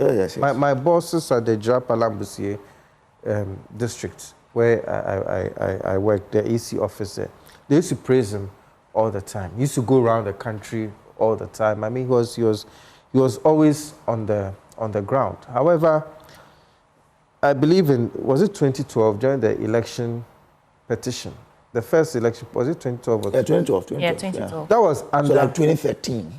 It was under his watch. Oh, yes. It was under his watch. There were questions to be answered.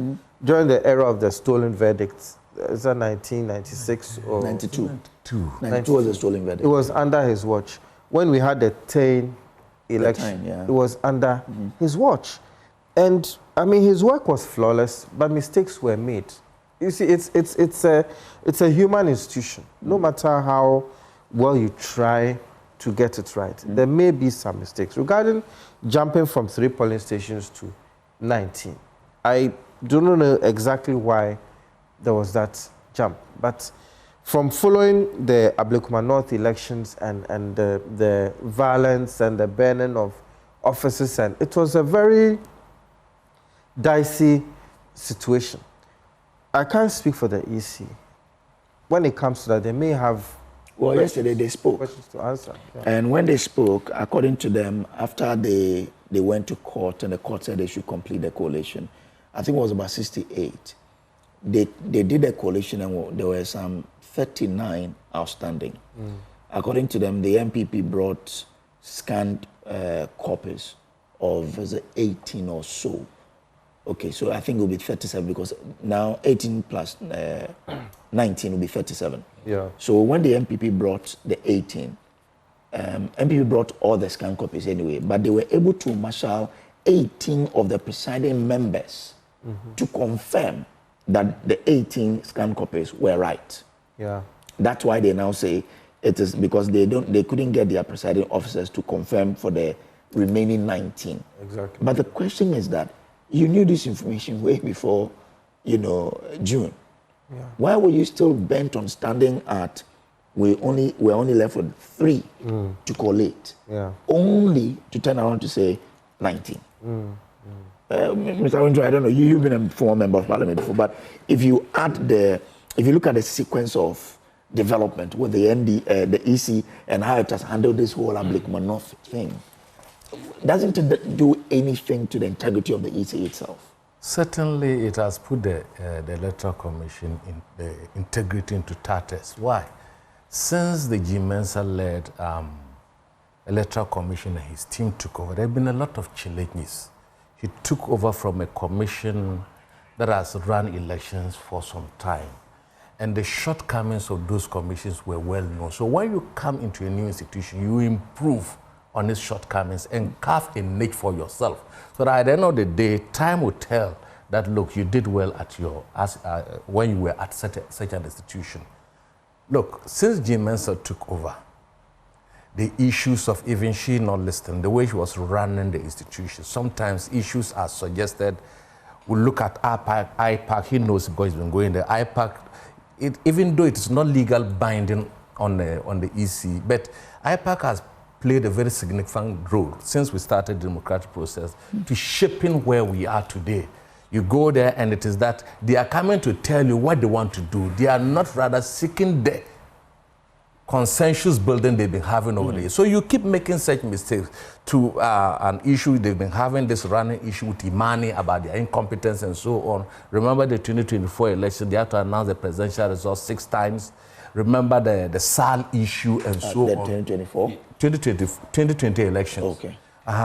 And so on. So they should have learned from these mistakes and put the commission to a very healthy status as we are today. If not, there won't have been an issue as whether it is 3 polling stations or 19 polling stations if they got their calculations right. But all the time they've been getting their calculations and their numbers right. And that is how it is embarrassing them for now. Now the question is, how do we run our state institutions? Do we allow them to run independently as stipulated by the Constitution, or there are always political maneuvering behind the scenes? And when you do that, this is where we are going to lead ourselves to. And for me, like you rightly put it, how come that they were not able to get the figures from the beginning and at this stage that they are giving us different figures? Be that as it may, our NDC is prepared to run the elections. I heard Sweetie talking about the fact that there's low-key enthusiasm. It is so because it is not the whole constituency that is being done. It's just 19 constituencies. And for most of the voters, some could even be at the polling station, they might not vote because voter fatigue could come in. Sometimes the behavior of the political parties will not inure to the benefit of voters coming out. We expect that the turnout should be great and bigger so that the MPP keep crying that the elections that we just had leading to this controversy, most of their people did not turn out to vote. I'm expecting that there's time for them to go out and whip their people to come out to vote to show whether the people are rejecting them or the people do not want to vote because some policies that they undertook had a negative impact on the people. In any case, Ablekuma has been a stronghold of the MPP. I remember the last election, the gap was about 20,000. How come that is so close and then leading to this controversy? If the gap were bigger, no controversies can write it off. And if according to Tanko Computer, yesterday the Electoral Commission did a coalition of what they had again. Yes, I saw it. And the MPP is leading by 44 votes. 44 votes. That's what whatever it is, what closed the gap so huge? A million miles gap had been close to 30, is it 40? He says 44. So I've seen the results too about that also. So that means that, you see, it's a reflection of the stewardship of the MPP when they were in power. And I believe that our reflection of our stewardship within 6 months being in power would also inure to our benefits there. I talked elsewhere that, look, the city's appreciation affects everybody. It's not constituency specific. The inflation is not constituency specific. Just the general calmness and the peace engulfing is not constituency specific. Even though the constituency has its own needs and priorities, which we agree there must be a representative there to carry their voice in parliament.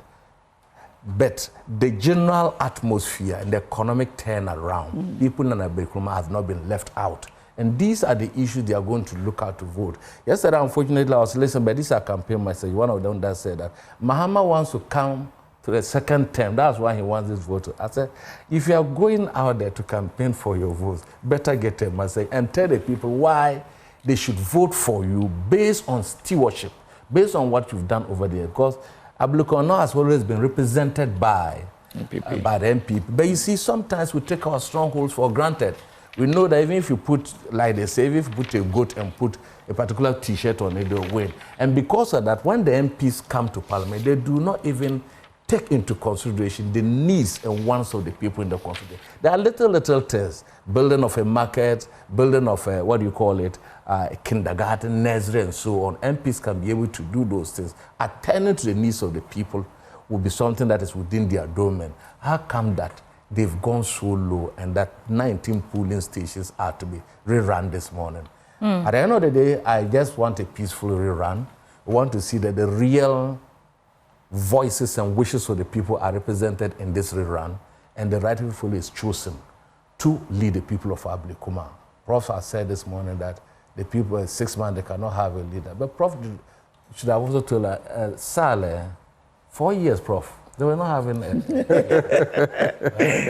I remember in the Techiman case, you remember the High Court ruled that the people of Techiman cannot be without a representative. And the representative must be there while the issues within the constituency is solved. Because our democracy is it's a participatory democracy.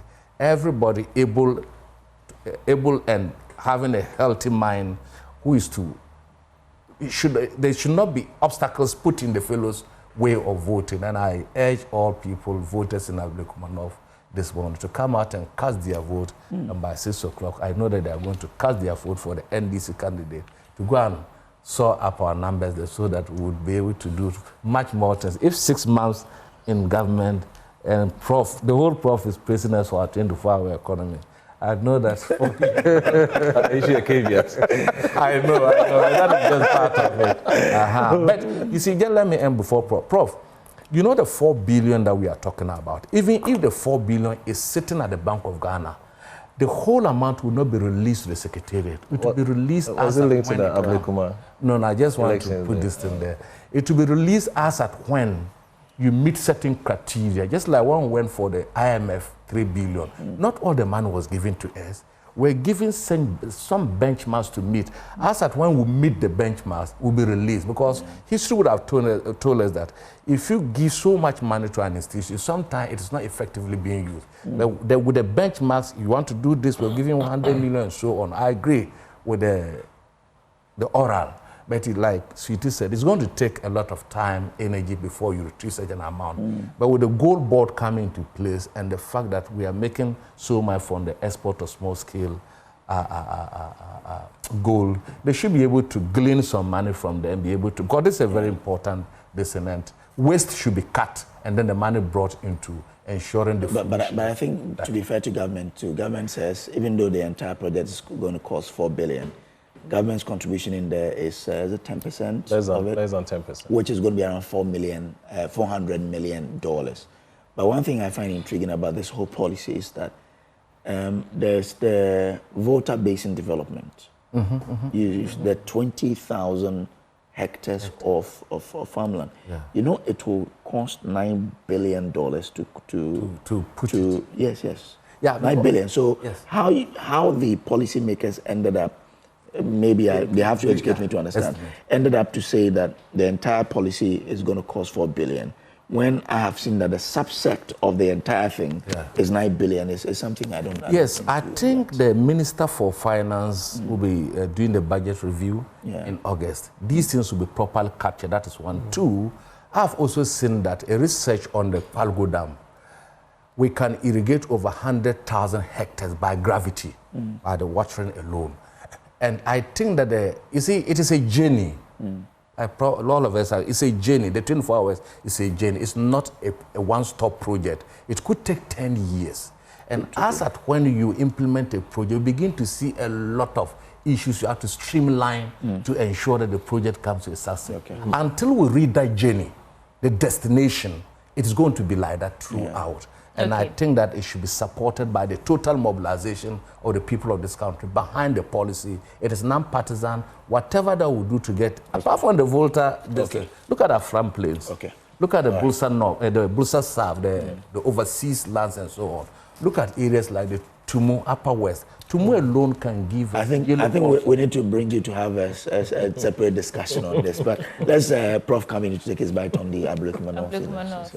Prof, the people who say the NPP was afraid of the NDC getting to third majority if they win this Ablekuma, North constituency seat.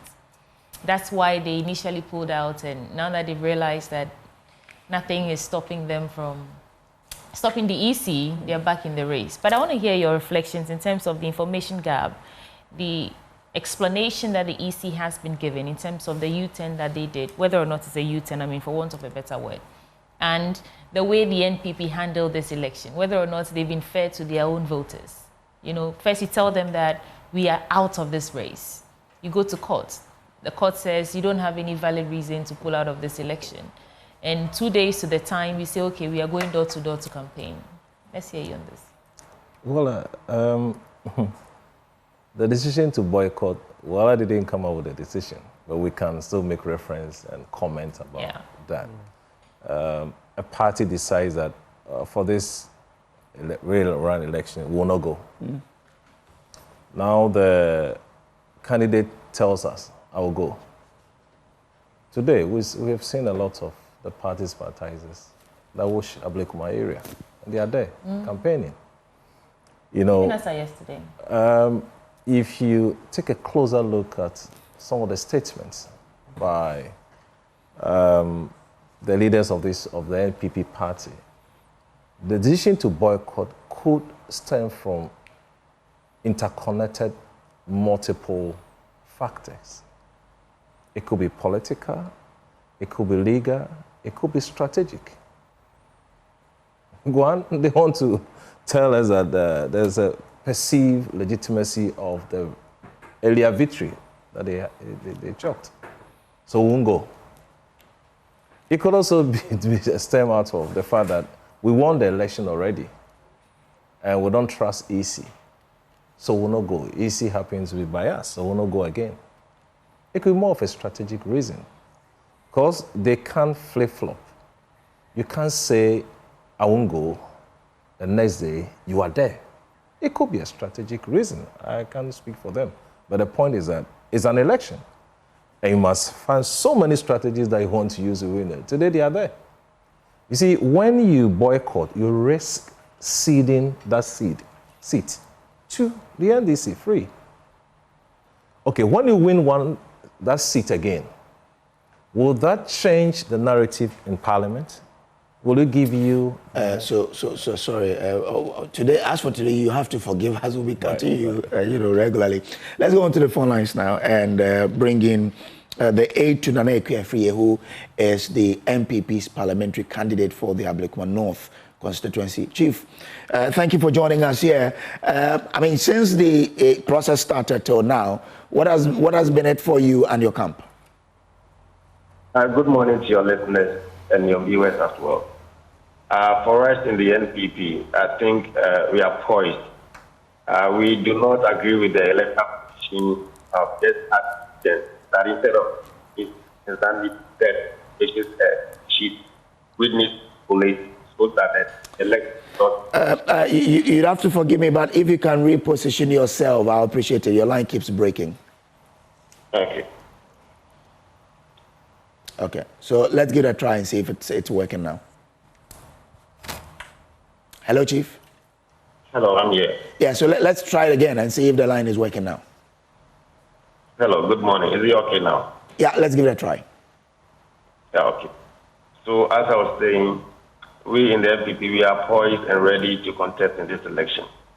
Notwithstanding the position of the party, I think yesterday there was a press conference which was made by general voters or maybe general voters in Ablekuma North.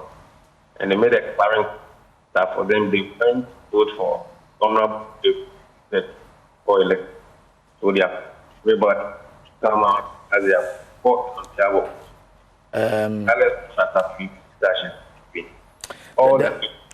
Forgive me, but the line has gone bad again. I don't know, but it keeps breaking. So I was driving, so I parked somewhere. Let me find a different place. Exactly. Yes, I think so. So I mean, we'll come back to you so that we can really understand what's happening. So that is the aid to Nana Ekuafrie, who is the MPP's parliamentary candidate for Ablekuma North. Prof. Yes, I said if they boycott, MPP risks ceding that seat to the NDC. And you're asking whether if they win, it will change any dynamic in Parliament? Well, I'm looking at the number they have in Parliament at the moment. If you add one MP to that number, ordinarily, it will not change the dynamics in power. You cannot become a majority in Parliament or have that majority with one person, addition to the number you have. But then you would have made a statement. Now look, we went to the election, we lost the general election. But 6 months down the line, we've won one seat. You're able to ginger the base of your party, the grassroots. We'll be happy. So I don't know why the woman defiled the orders of the national executives. I don't know. But for me, it wasn't in a good taste for me. That strategy wasn't the best approach. Some of the issues could be taken over, handled internally. You organize a press conference and tell the whole country you will not go. Then the MP comes out to say, look, I'll go. The candidate. The candidate tells us, yeah, I'll go. You know. But couldn't that have been a strategy to sort of tell your opponent that, well, you have a field, you have a free field there, you can play on it. I'm not going to come. So it would limit the rage with which the opponent would have come if you were going to compete. No, because I've heard people say that this could have been a political strategy. I don't know that was what I mentioned from the beginning. But if you ask me my fair opinion, that could not be a proper strategy. But to them, it could be a proper strategy. That will tell, we'll daze our opponents. We'll let them know our strategy. We'll tell them one breath, we will not go. 5 minutes after, we are there campaigning. And you see, when you do that, your opponent is dazed and wouldn't know what strategy you are coming on. And I'm sure that's what is happening at Ablekuma today. Even started yesterday. Yeah. We saw some supporters propane going to Ablekuma. And this morning, the same. So, NDC issue, that place has been a stronghold for the MPP. And if what you saw in Nevada, the video, by the Tanko professor, is it Professor Tanko or Dr. Tanko? Just say Rashid, Tanko Rashid. Okay. Yeah. What he said, anything to go by. The result will show. I don't know what strategy they have put in place, but the point is that the good candidate should win. Okay. Yeah. All right. Okay, so that's on Ablekuma North. Let's do some stories now from the newspapers. Daily Graphic. Yeah, let's start with the Daily Graphic. Okay. We can do stories on the front page and one major one to discuss. Okay. The Daily Graphic front page, I think this morning. Yeah. We have a shot of it. Yeah. Dispute over chieftaincy stool. Tight security in Kwewu. Then stage set for Ablekuma North polling stations rerun. Sterile men should not bath hot water. Expert. That means those who have challenges with their this thing should not be bathing hot with water. With their those who are having issues for those, yes. Unless if I come, I'll read the story a bit. Very important. In this weather, no, some of us do bath above hot water, but for a different purpose. In this cold weather. As Sarah Gongo renovates Saulaga Basic School back page, Access Bank supports free sanitary pad initiative. Okay. Yeah. So what do you want to talk about? The tight security in Kwewu or the sterile men? Both we can just look at them. The tight security in Kwewu, sometimes I shudder to think what is causing. These are people who know their history about chieftaincy and so on. Yet all the time we continue to have these things. Don't we have documented ways of dealing with chieftaincy, land disputes, and issues that border with our own management of our communities? It continues to bring insecurity issues all the time. Unfortunately, a lot of people are caught in this crossfire. They lose their lives. Sometimes innocent people going there to do business. Sometimes children or women. And yet we continue to fight an old issue that has bedeviled us over years. And I don't know what the problem is. Because look, sometimes we want to blame the colonial government for most of this. But they've given us our country. We cannot manage even stool, chieftaincy dispute over stool lands and so on. And I think that's about time we all put our heads together and ensure. I know that it's a controversial area. That's why the Constitution specifically gives a whole chapter to them and as to how to manage their orders. If law is backing them, they cannot manage what confront them as a chieftaincy institution.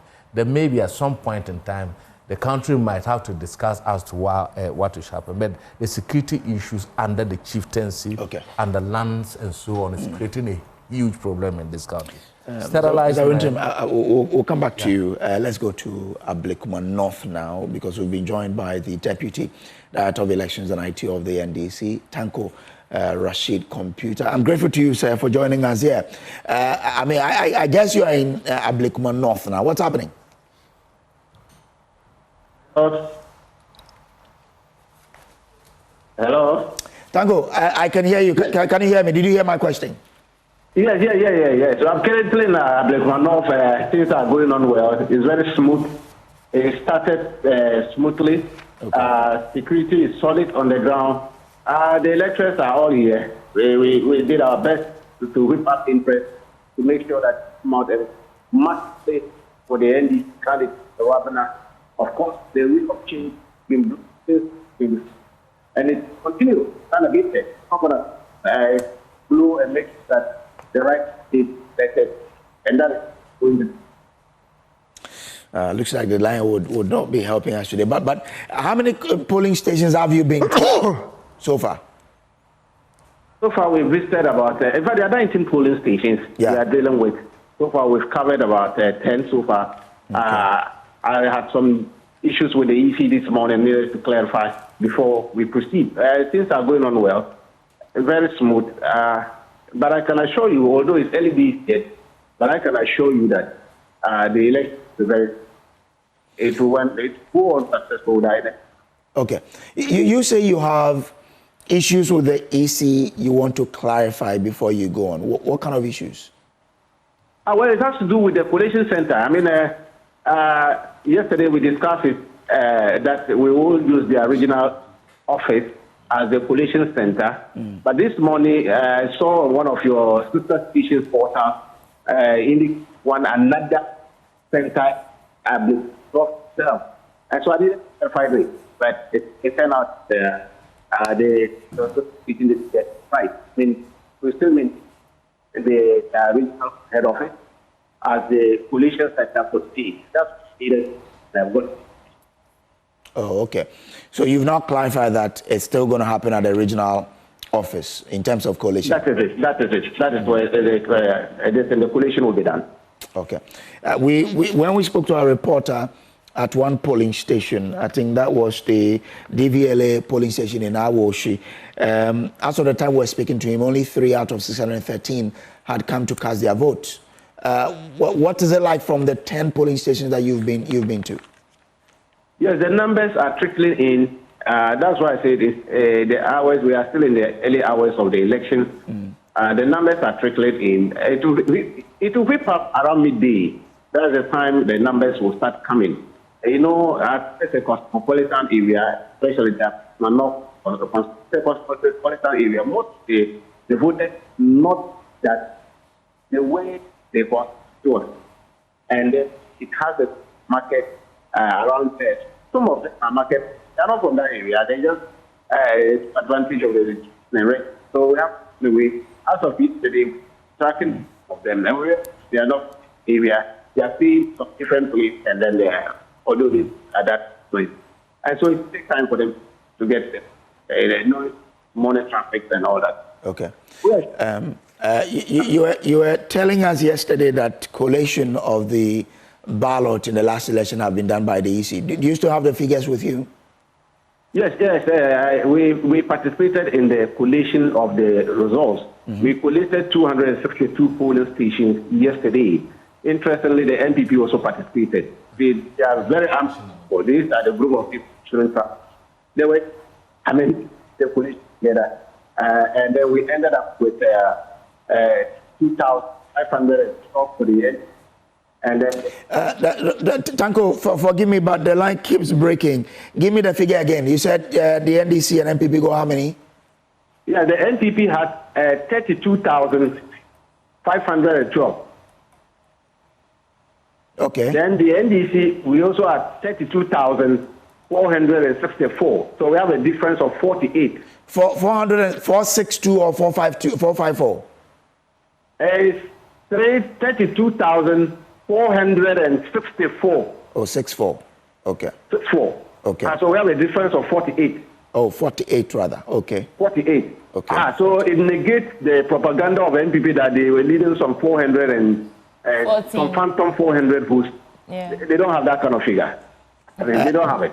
Well, but that is out of that does not include the 19 polling stations. Maybe if you add the 19, that doesn't include the 16. You see, they had not collated 3 polling stations. Yeah.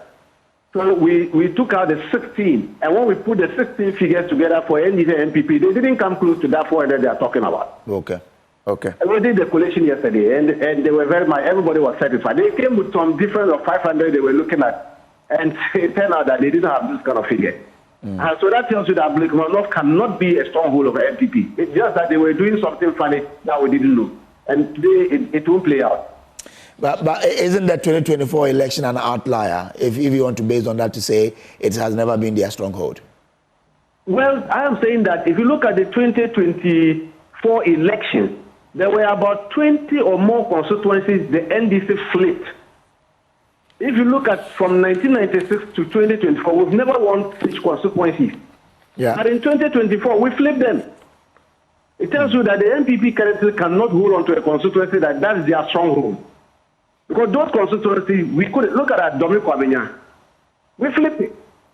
And so this one, Ablekuma North, they used to beat us over 10,000 plus votes. Today, we are battling with them just some difference of 48. But Tanko, if your argument, will it still hold if you take it to somewhere, say, Ezekata, where the former railways minister was? I mean, the MPP flipped it in 2020, but you took it back in 2024. Does that mean that when they took it back in 2020, you, the NDC, could not have said that was your stronghold? That's what I'm saying. That's why I'm saying that for now, for a constituency of this nature, for somebody to say it's a stronghold of MPP, maybe the person is making reference to past elections. And I'm saying that if you look at the last election, if they used to beat us over 10,000 votes, and 2024 elections, and I'm back with them, that's the difference of 40. It tells you that something is wrong with that story. Dr. Computer, it's Sweetie here. So, I'm just trying to floor your arguments by saying the NDC has never won election in Ablekuma North constituency. You can go as far back as 1992, 1920. You came close in 2008, but you've never really won. So that's a reason why we can call it a stronghold for the NPP, no?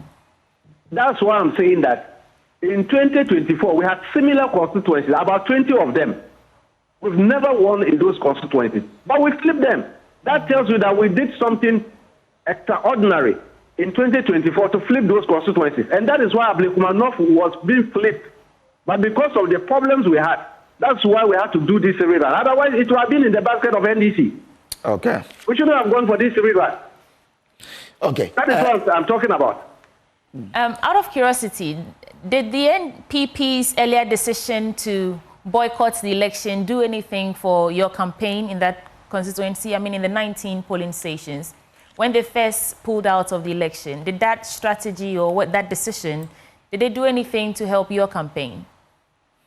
See, all along, at one of your major programs, PM Express, I told them, Evans, that look, don't trust NPP press conference. We started this campaign with them. They were doing submarine campaign in the constituency. Meanwhile, they are on the platform doing propaganda that we are not participating. We are not doing this. It's an illegality. Meanwhile, they were doing campaign. In fact, their deputy general secretary told me it was a lie. They were not doing it. But today, so anytime computer is speaking to you about MPP, take it serious. Because I know these people. It came to pass. Now, today, you've seen them all over the place. So we knew they were campaigning, so we had planned out. So when a serious contest in NDC and MPP, we knew of it. All right, which means you didn't water down your campaign, although they said they were pulling out. Hold for us. We have the aid of... pulling out. Yes, please hold for us. We have the aid of Nane Ekwe-Afriye on the line with us, and he's also, on ground, and we want to assess how things are going from his side. And sir, thank you for joining again. Your connection was bad earlier. Can you tell us how the election is unfolding in these 19 polling stations so far for you? Thank you very much for having me. Good morning to yourself and your listeners as well. So far, I think election started at 7 o'clock exactly. And for now, very few people have come out. We are praying that early days here. Majority of the electorate come out at their vote. Yeah, from street. I don't know if it's network connection or if you just ended your submission, but we understand it's a slow start. Do you get the same experience from where you visited so far? Obviously, once you start anything, it will start slowly. As time goes on, it will double up, and I think the numbers are going up. And don't forget, we are only voting in 19 polling stations, which amount to about a region of in excess of a little of 6,000. And we have the contact of the people. We are calling them. They will come out and vote. Don't worry. At the end of the day, I am convinced that Honorable Ekwe-Afriye won the 2024 parliamentary elections, and same is going to be repeated. She will be declared the winner after 5 o'clock of this election. Considering the time you had to start campaigning, proper campaigning, on the back of going to courts, boycotting the election, as earlier you said, and now that you are full, you are locked in and, the election is underway, do you think the voters have had enough time to prepare? Those who are not around within the constituencies, who have to travel back, do you think you've had enough time to... do you think you've given them enough time to prepare for the election? The position of the EC is not something that the party agrees with. Looking at antecedents that has preceded this election, from the one up to now, they have been saying that they are only going to collect 3 polling stations. And suddenly there was a U-turn. Already the court has ordered that they should go and complete the collation process. So the party has no choice than to go back to court to seek redress.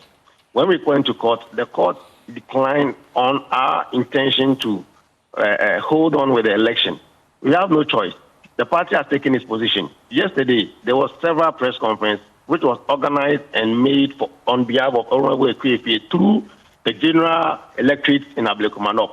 So once the electorate themselves has come out to make a press conference that for them, they believe that the 2024 election was won by Honorable Ekwe-Afriye and they voted for it and they want their vote to count. Once they themselves have come out and vote, regardless of the time that we had for our campaign, I believe that they're going to get the numbers and they are going to vote for her. I'm certain on that. Well.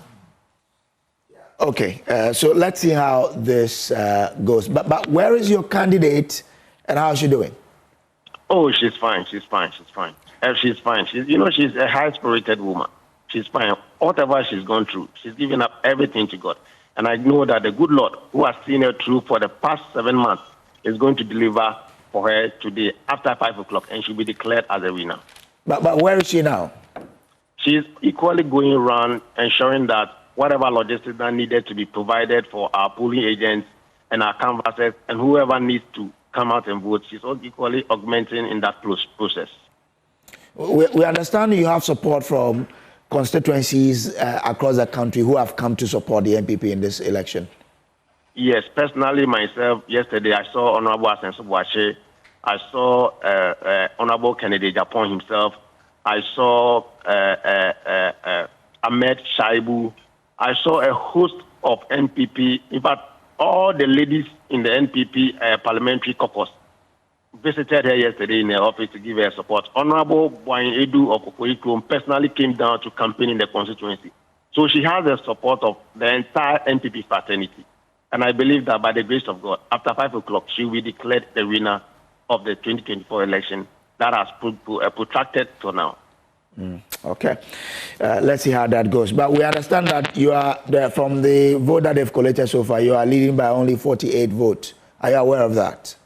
Exactly. Even with the 19 polling stations that elections are being held now, we are leading with 361, if you should do the aggregate. That aside, if we should put that aside, and as you said, the figure you gave exactly remains for the remaining one apart from the 19.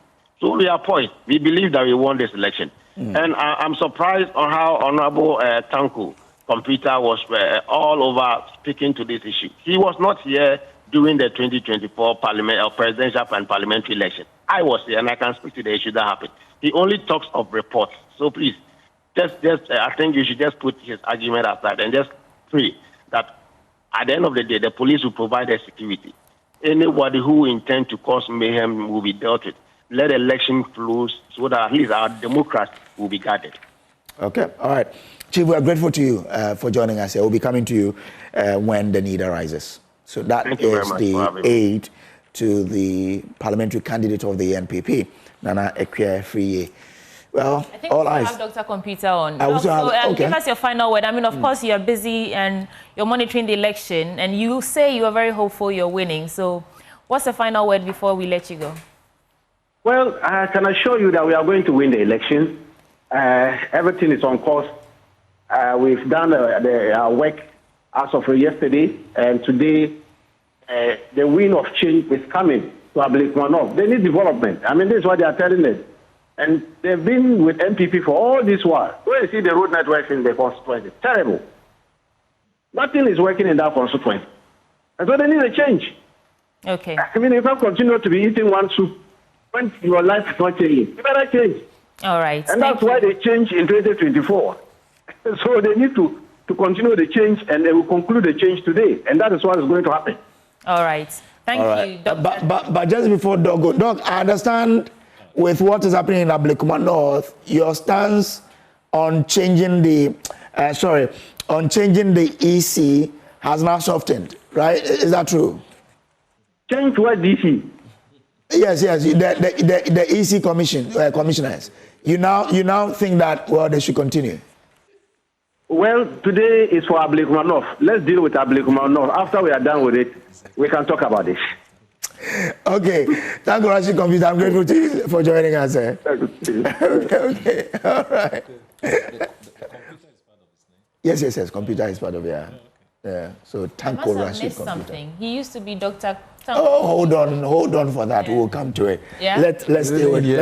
But that was why I was laughing. Let's stay with Ablekuma North. Oh, well, all eyes are on constituency this morning. Let's see how, by close of day, let's see who comes out. Whose signboard will be pulled down? Because when you enter the constituency, we have Irabna, Obin, and Ekwe-Friye. Thank you. So let's see whose billboard will be pulled down. Validation will be done today. Suti, let's come to you. Yeah, so if I don't do this story, Brace will have my head.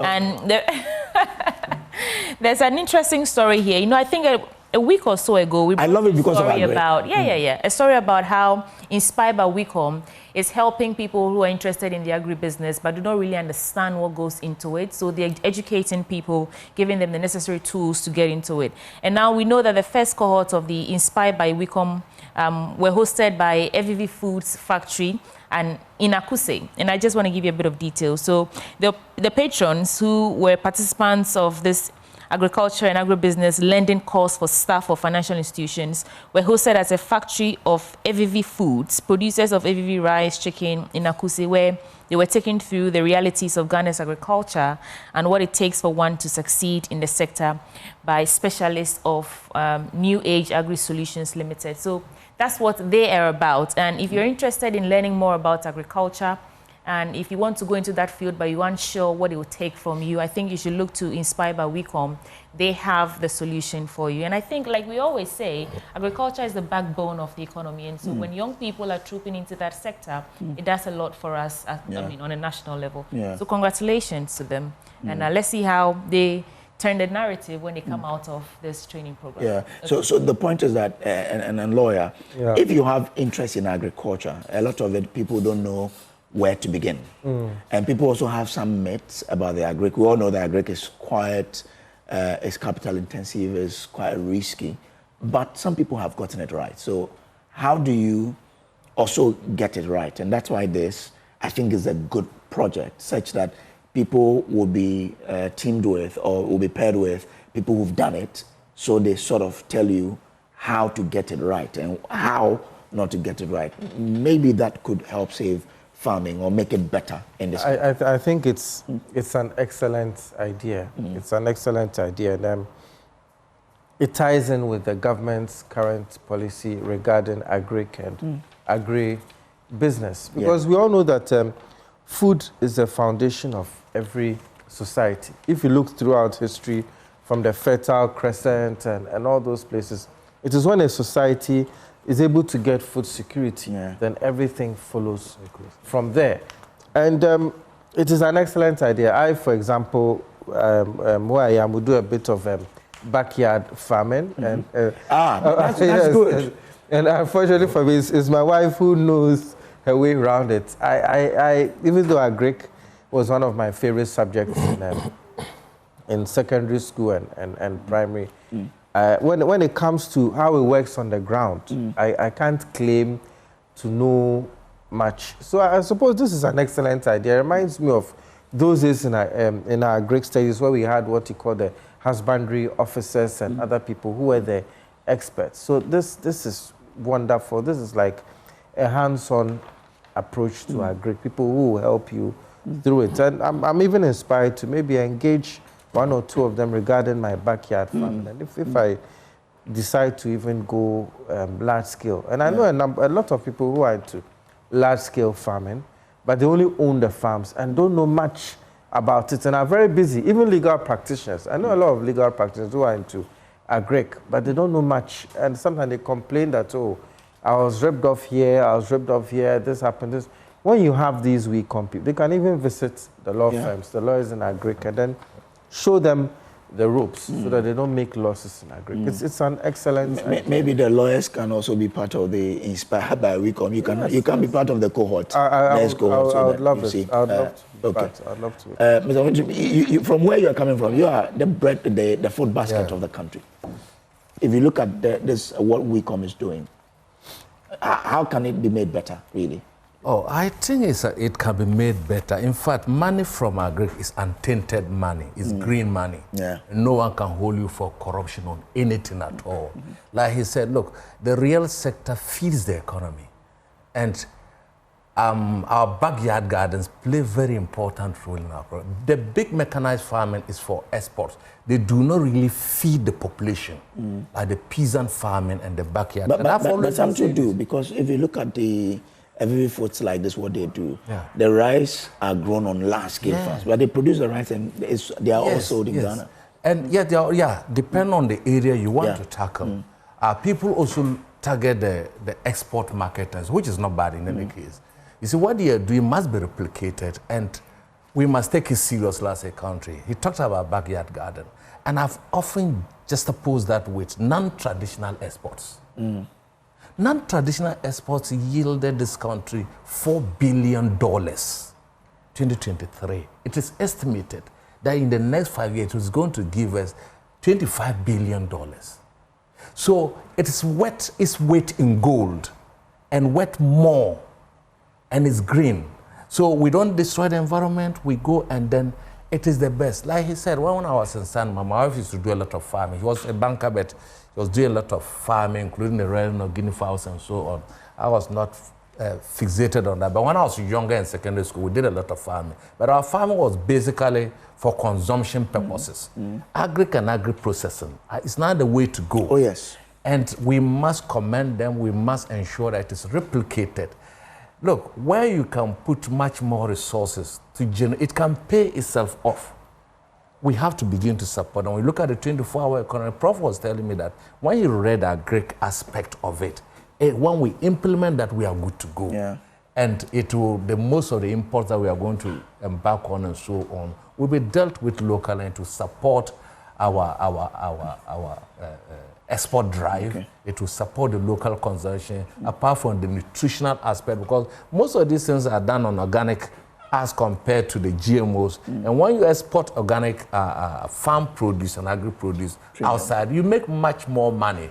You go to the US, they want to eat organic fowl instead of what they export to us. And we must they must take advantages of the program rolling out, and managers of those programs should make it easier for them to assess it, whether funding or whatever they need to expand, and it should be all inclusive. And I think that is the best way to go. So maybe next time you and your I want to do big agri. So you have you want to do big commercial agri. Yes. Okay. That's and I've seen that is the way to go.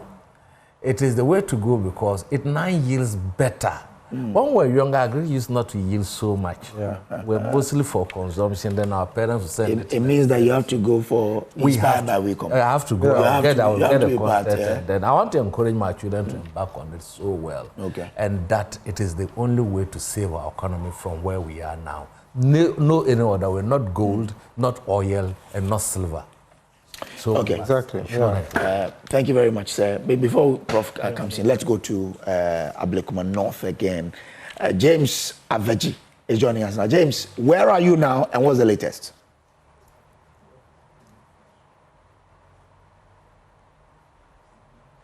James, can you unmute so we can hear what you're telling us? Okay, Brace, I'm sure you can hear me now. A few things have been happening here. As we speak, 38 persons have voted so far.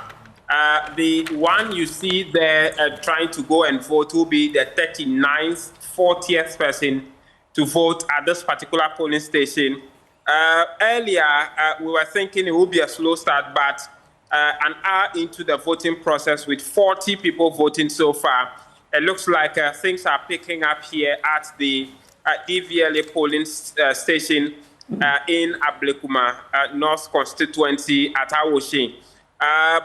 Just some few minutes ago, the NDC candidate, Irabna Obing, was here to interact with both the Electoral Commission officers as well as the residents and voters who, some of them are pitching camp around the voting center to interact with them as part of her monitoring process across the 19 polling stations that the rerun is happening.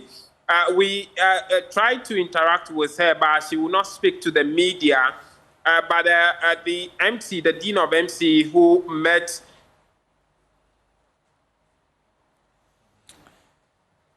Okay, so that's James Aveji there. And then the visuals you're seeing on the screens now, or the visual you're seeing is when the NDC candidate, Rabina Orbin, came into that particular polling station. That's a DVLA polling station in Awoshi. James is back. James, okay. Let's go to Jacqueline and Sumaya Boa.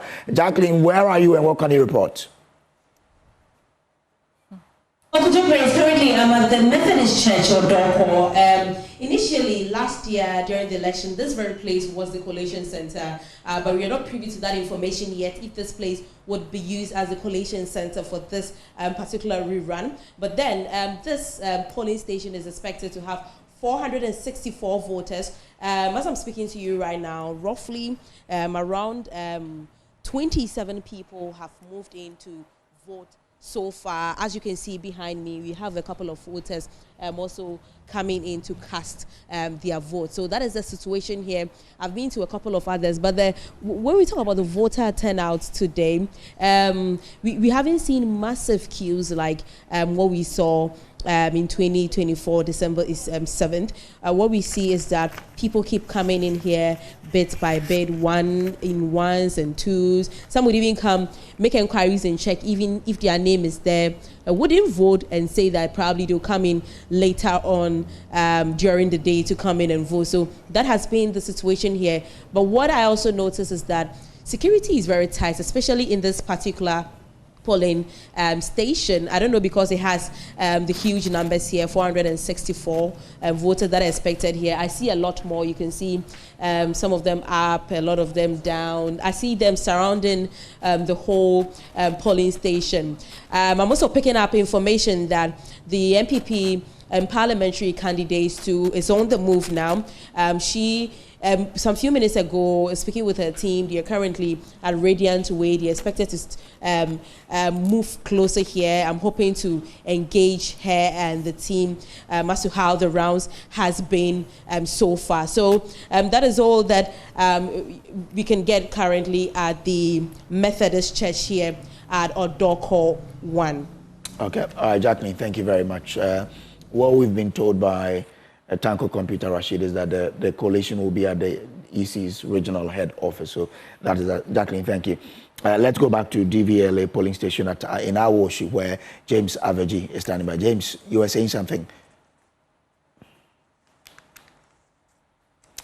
You were earlier telling us that you wanted to engage the Rabina Obing. Okay, so we understand that James has done. But as we gave you that assurance, we have our men and women there in Ablekuma North, in all of these 19 polling centers, and we'll bring you all that is happening here on the Joy News channel. Yes, Prof, you're going to make a point when we took it over about the Inspire by WECOM. I mean, a project that is meant to open up the agricultural sector to people who have the interest to go in there, but they do not know how and where to start.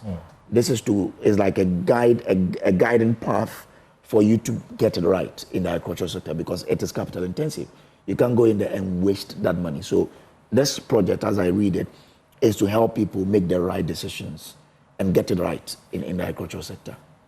I think it's a good initiative. If I have time, I'll visit, I'll try and attend that program myself. A policy or a training or initiative that will open up the space for people to know what time to enter, how to enter. Very important. You know, I was tempted to add a 24, part of the 8 pillars. There's one Aspire. So when I heard Aspire, I thought it's a good. You know, if you read that their policy, the 24-hour policy, they start with the Grow 24. It means that you cannot do anything without a Greek. You know, the characteristics of our economy, we have structural issues as a country. And it stems from that area, a Greek. Because a country that is characterized as we consume more than we produce, and we import more than we export, there's always a gap. How do you fill that void? It's through this initiative, a Greek. But over the years, we have used a Greek as a punishment. Our school days. Yes, you go and weed. The teacher wanted to punish you, go and weed. So you all have not liked a Greek, until you can attest to that. Because we use that as a form of punishment. But today, and those who are in it, we don't even respect them. We don't even respect. But if you go beyond your borders, in fact, when the farmers over there, when they speak, look, the government will have to listen. Because they feed the economy. They feed the economy. You know, so I think it's a very good initiative that we think we should support this. One last story from the Business and Financial Times. Savings and loans sector hits 10 billion Ghana cedis in assets. And this is about 30% increment from year on year, 30% increment from where we left off in 2023. Yeah, and it's representing 30% year-on-year growth. And I think this is good news, because it's not everyone who wants to do business with the banks, because sometimes the interest rates and the way they do things are just too much. Savings and loans, I like, because it caters for the smaller group of people who want to do SMEs, you know, small to medium enterprises. They're the ones who are raking in this amount of money, and I think it's commendable. Just for the first 6 months or so of this year, if we can do this, then it's looking like there's light at the end of the tunnel. But that's it for the NFT. We should applaud the people who take the loans and pay back. Yes. Sometimes when someone tells me, if you are sending them Momo, don't send it to this number. I get angry. Yeah. And because They are owing MTN. yes, because you see, not just MTN. They are. it is not easy to raise capital to go into this loans business.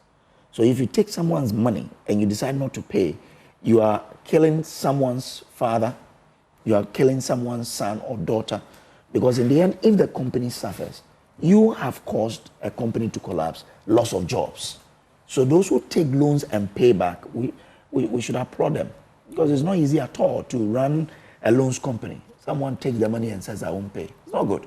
But for those who pay. What helps is that now they are running both digital and physical platforms. Yes. And loans have moved to, the whole digitalization agenda is working there, so which makes it easier. You see a lot of these lending companies. That BOG have issues with some of them. Yes, I The know. BOG has come out to say that some of them are not accredited, but for those who are accredited, Those who are, they're doing If even I could quickly add Psalm 37 verse 21, it says, "The wicked borrow and do not repay, but the righteous give generously." So I mean, even the Almighty encourages us to pay back our loans. Exactly. When you borrow, pay. Yes, and it is even a larger issue of trust. When you do not pay back your loans, what you are doing to the loans and then the savings institution is that trust that they are trying to build between the institutions and the public is gradually eroding.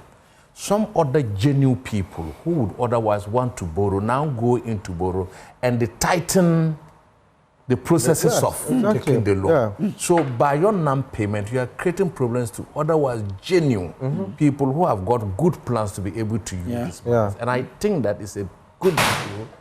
The assets that have reached 10 billion within the space of time, they should also look at their interest rate. Sometimes the interest rate are so much that at the end of the day, it erodes everything that the entrepreneur wants to do. When you look at Papa Kwesi Nkrumah's bank, what was the name? GN Bank. GN Bank was almost permeating every corner of this country in terms of inculcating into our people the sense of banking and borrowing. You understand? So you could see them in almost every corner. They were doing a wonderful job. Doing a wonderful job. That was why we're saying that when it came up to the banking issue, there were some banks that would have been protected. When you look at the financial crime that hit the U.S., I think during the Obama time, Citibank, Morgan Stanley, and then Chase Manhattan. They had to build, the Obama's administration printed over trillions of dollars to support them. I hate to interrupt your flow, but we have to go back to James Savage, and he's back online with us. And James, you were saying that you couldn't actually get a word from Irabna Obin, but you have more details to report. Go ahead and report. Yes, Sweetie, as I was saying, she was here together with her team to interact with the electoral officers as well as the police and the other residents who are also around to monitor the process. We tried to speak to her, but she would not make any comment yet. But the Gan West MC, who is representing the MCs and also monitoring the process for her, which is the NDC, together with the party agent situated here, indicates that it is just part of her monitoring process across the 19 polling stations who are undertaking the rerun in the constituency so far. And so she spent about some 3-5 minutes here and left. If you ask me about security situations, there is police presence here. As I told you earlier, at about 7:40 thereabout, there was a team of police vehicles, patrol pickups, which also drove by, officers coming down to interact with their friends, counterparts who are on the grounds. I count about 10, 12, 15 police officers who have been deployed so far, a number of them in the inner perimeter as well as outside. The team we saw in about 5-6 pickups who drove past and interacted with their colleagues, we are told are patrol teams who are moving around town in the 19 polling stations as well as the entire constituency surveying the constituency to pick up any info that could lead to any distraction or chaos. And so the police are also on the grounds, a number of them armed. Those in the inner perimeter are here. I do not see them carrying any arm, but they are here monitoring the process. And so there is enough police deployment, security on the grounds, and voting process is ongoing so far. From my last check before joining you, 47 voters have cast their ballot so far here at this polling station out of the 613 who are expected to cast their vote. So it is running smoothly, and we expect that the voters will turn out to vote in their numbers before the close of poll later in the day, sweetie. All right. Thank you, James, for bringing us those details. And I mean, gentlemen, it makes sense that the reason we are even here in the first place is because of the violent disruptions of collation, centers. And I keep saying that the polling stations themselves, they are not a reason to have, to be concerned in terms of security. It is when it comes to the collation that is where we saw pockets of violence. So all our reporters are reporting this morning that security is well beefed up, and I think that's a good one. We have about 5 or so minutes to wrap up. And I think, Mr. Awuntri, you were the one. Yes, I was just trying to juxtapose that what happened in the U.S. as a capitalist state, vis-a-vis our banking sector here. The government could have come in to support the banks that were doing well, and afterwards, shares were acquired for the people of the United States. So we could have done that when we talked about. But it's a good news this morning to see our savings and loan sector of this economy growing so well within the first 6 months of this. Let's hope that the momentum goes on well, so that at the end of the year or at the end of some period, they'll be able to support businesses in this part of the world. People who cannot have access to loans because of the tightening conditions surrounding getting loans from the big universal banks and so on. And I think with our women's bank, the Women's Development Bank that is going to take place, when it comes, it's going to augment the existing one, because loans that we taken from that the Women's Development Bank, the interest will be so low, and you can take from even 1,000 to 1 million, depending on your capacity. And I think that is good too. Prof, I know you have something to say. You're smiling so widely. No, I like the angle he was coming from to support this segment. Even it's a good story that accepts over a period of time for 6 months, the growth. It was 10 billion. No, it's 10 billion. 10 billion. 10 billion. Yeah, 10 billion. We are talking about an increase in the total value of resources owned by individual or a bank. Okay, so this is as of March 2025. So first quarter. First quarter. Yeah. So first quarter. Yeah. Simply tells you increase in the total value of all the resources that you have, organization or an institution. And sometimes it could come as a result of 3 things. Appreciation of existing assets you have, or accumulation of new assets that you have, or just income. But I will be quick. I want to see the entire financial statement to be able to peruse. Yeah. This is one leg of statement they've given to us in terms of the financial position of the company, in terms of the asset they have. They have not given us the comprehensive income statement to tell us the profits portion. Yeah. Those who have also defaulted, how are they also impacting on the entire financial position? And it's a good call. That's it for me. That has it. But, earlier, Honorable was contemplating whether the 1D ONF has indeed been cancelled. Yes. Now, the fact is, Mrs. Elizabeth Ofoswaja, Minister of Trade, Agribusiness and Industry, says the 1D1F program, a flagship initiative of the MPP, has been cancelled. That's it. So as you speak, there is no 1D1F policy. And yes, that's exactly what it says. And let me bring a quote. It says, Mr. Speaker, I want to draw the House's attention to the fact that as of now, there is no policy as 1D1F. Then she says, to a question that they asked about remedial, she says, since I did not cancel the policy, I would not be in position to give reasons why remedial measures were not given before the cancellation. Yeah, so it ties into what I said, that if this policy had been properly seen through, it would have equally augmented the 24-hour economy, just like the one village, one dam.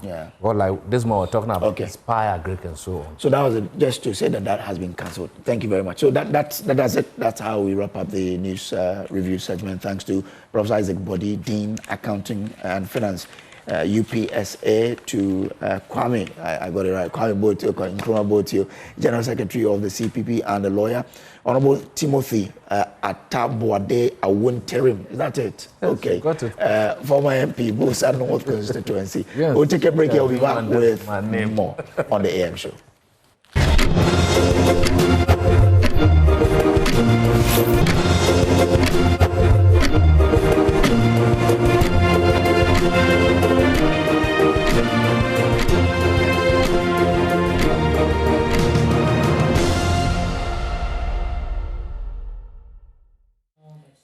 To the AM show, and as we told you earlier, we still have our ears and eyes on the Ablekuma North constituency, where the Electoral Commission is rerunning 19 polling stations there, and we'll bring you every update on what's happening there here on the Journey channel. But for now, let's talk about science. Let's talk about quantum science, and technology.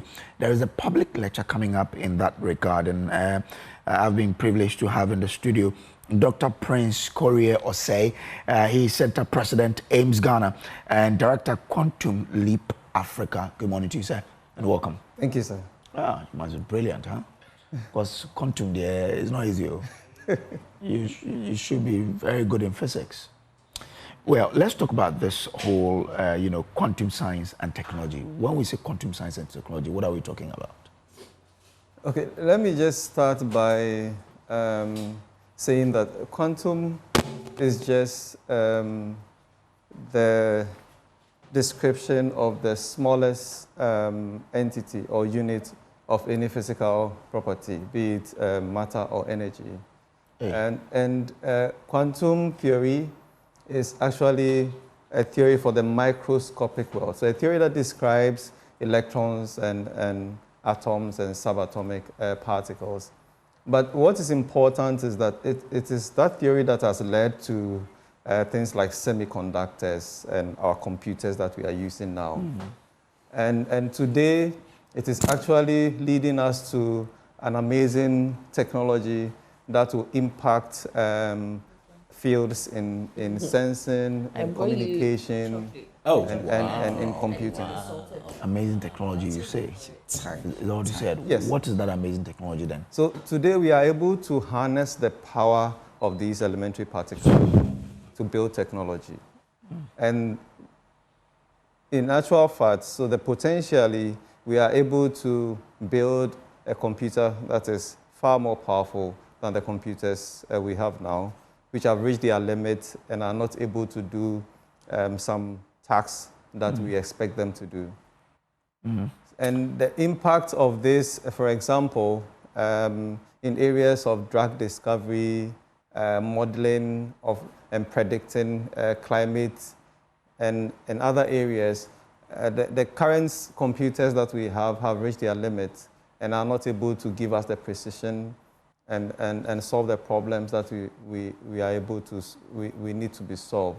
So the idea is now a new technology provided by these quantum technologies that is able to harness the power of these elementary particles to produce this new computational power to solve these problems. The computer has gotten to its limit. Yes. Wow. So it sounds like fiction to me, really, that the computer has gotten to its limit. So now we have to rely on quantum physics, you say, or science to get it done. Yes. And are these physical things that we will see? Because if you're talking about computational and it's going to replace the computer, we should see them physically. Is that it? Yes, so these are physical computers that are being built in different parts of the world. The main reason why we are organizing this public lecture is because it is 100 years this year since the development of quantum theory. And the United Nations has declared the year 2025 as the International Year of Quantum Science and Technology. And already there's a growing quantum divide, which is the gap between countries with more structure and technology and countries in the global south that don't have that power to build these quantum technologies. So the goal of these events is to accelerate capacity building in the global south, especially in Africa, and create a pipeline for young people to participate in these emerging technologies. So who is the keynote speaker chosen for this particular public lecture? The keynote speaker is Professor Jonathan Oppenheim. He is a quantum physicist and a specialist from the University College of London, and he'll be speaking at the University of Ghana CD Conference Center, where we have the public lecture. Why was he chosen? Because he's a quantum physicist? Oh, he has very interesting, unique ideas, innovation in quantum theory. The field is still very early days yet, and there are a lot of development and new ideas in the field.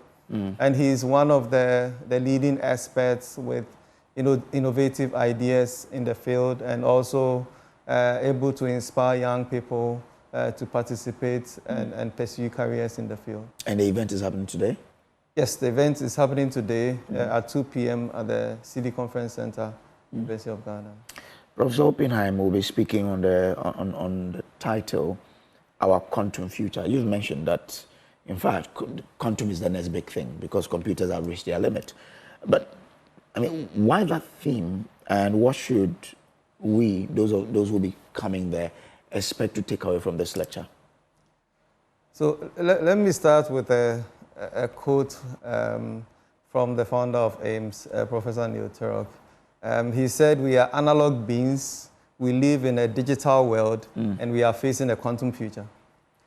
In actual fact, scientists have discovered that the real world is actually quantum.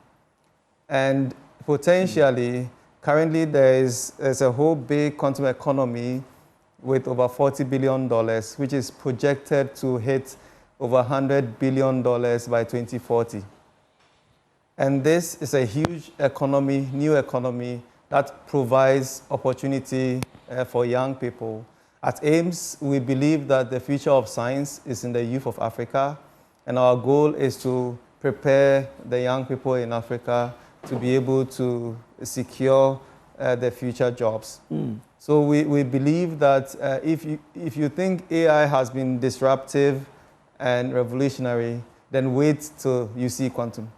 Quantum technology promises to be more disruptive, and it is going to, the concern is that if we don't act now and get the young Africans who are actually going to be the largest workforce in a few years in the world to participate in it, the gap for the existing digital gap already will be accelerated by quantum technology.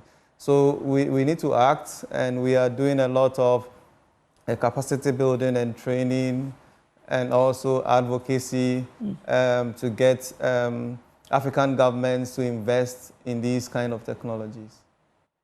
If you say African youth will be the largest workforce for quantum, what kind of work? Because you say quantum, you're building computers, right?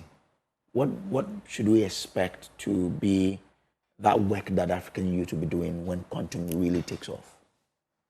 So, like I said earlier, quantum technologies will impact areas in communication, in medical imaging and drug discovery. This week we've been having a quantum hackathon, which finished yesterday, and some of the groups came up with a quantum solution for discovering drugs for malaria, for example. So it will impact areas in agriculture, It will impact the banking sector heavily because of cryptography and security. Because if someone has a quantum computer right now, all the current encryptions, they are all gone. So the person can, and what is even worse is that now there are people who are downloading files that they cannot decode and waiting until they have a quantum computer to be able to hack it, because all the current systems of encryption in our banking sector and everything is based on a prime number factorization problem that a normal computer can take several years, millions of years to crack, but a quantum computer can crack it. But that's dangerous then. Yeah, so these are some of the ethical concerns that we are also advocating, that the development of these quantum technologies should be developed for the good of humanity. I understand after the public lecture there will be an open forum sort of for people to, like a dialogue. Who and who would also be part? We have different scientists coming from Argentina, Brazil, UK, Canada, different parts of the world who will be speaking on the panel, and from Africa as well. And so that will follow immediately after the public lecture. And who are invited to this? We are inviting the whole public. So the talk is designed to reach everyone, from school kids to market women, to university professors, businessmen. We invite everyone to attend and listen to how quantum technologies will revolutionize our world in the future. All right. So you mentioned the market woman. Why should the market woman, why should I as a journalist show up there, even though you say, yeah, it concerns me, but why should I bother being there today? Yes. Quantum technology, why should I care? So the point is that whether you like it or not, there's going to be a huge impact. I have just spoken about encryption, for example. There's going to be a huge impact across all phases, and quantum technology can be applied in every area of life. So we want the young people to aspire to pursue careers in the field. We want you to encourage your young people and your friends who are interested in science to consider pursuing careers in quantum physics and quantum technologies, because the potential there is huge. And we also want everyone to be aware of the risks and the potential that is facing us in these emerging technologies. In fact, when I was in school, physics was one of the things I loved anyway, but I've lost track of it long ago. Before we go, your final word to viewers. So my final words is that I want to invite everyone to the City Conference Center this afternoon at 2 p.m. To listen to the public lecture on our quantum future. It is very important that Africa plays a leading role in the discovery of these new technologies. We have been playing catch-up in digital technologies like AI, but we don't want to miss the emerging quantum revolution. So we want to encourage everyone to participate and be aware and come and listen to the talk. Dr. Prince Koriose is the Center President, AIMS Ghana, and Director, Quantum Leap Africa. Thank you so much for coming through.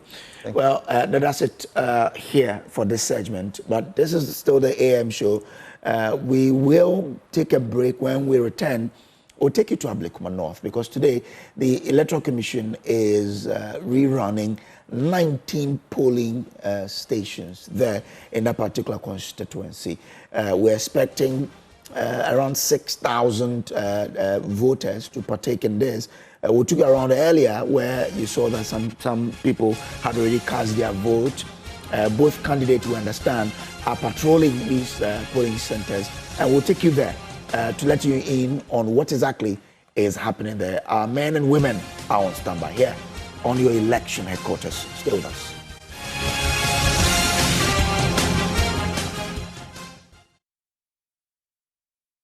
Of course, we are your election headquarters, bringing you all the action from on grounds in those 19 polling stations that the Electoral Commission is conducting election rerun.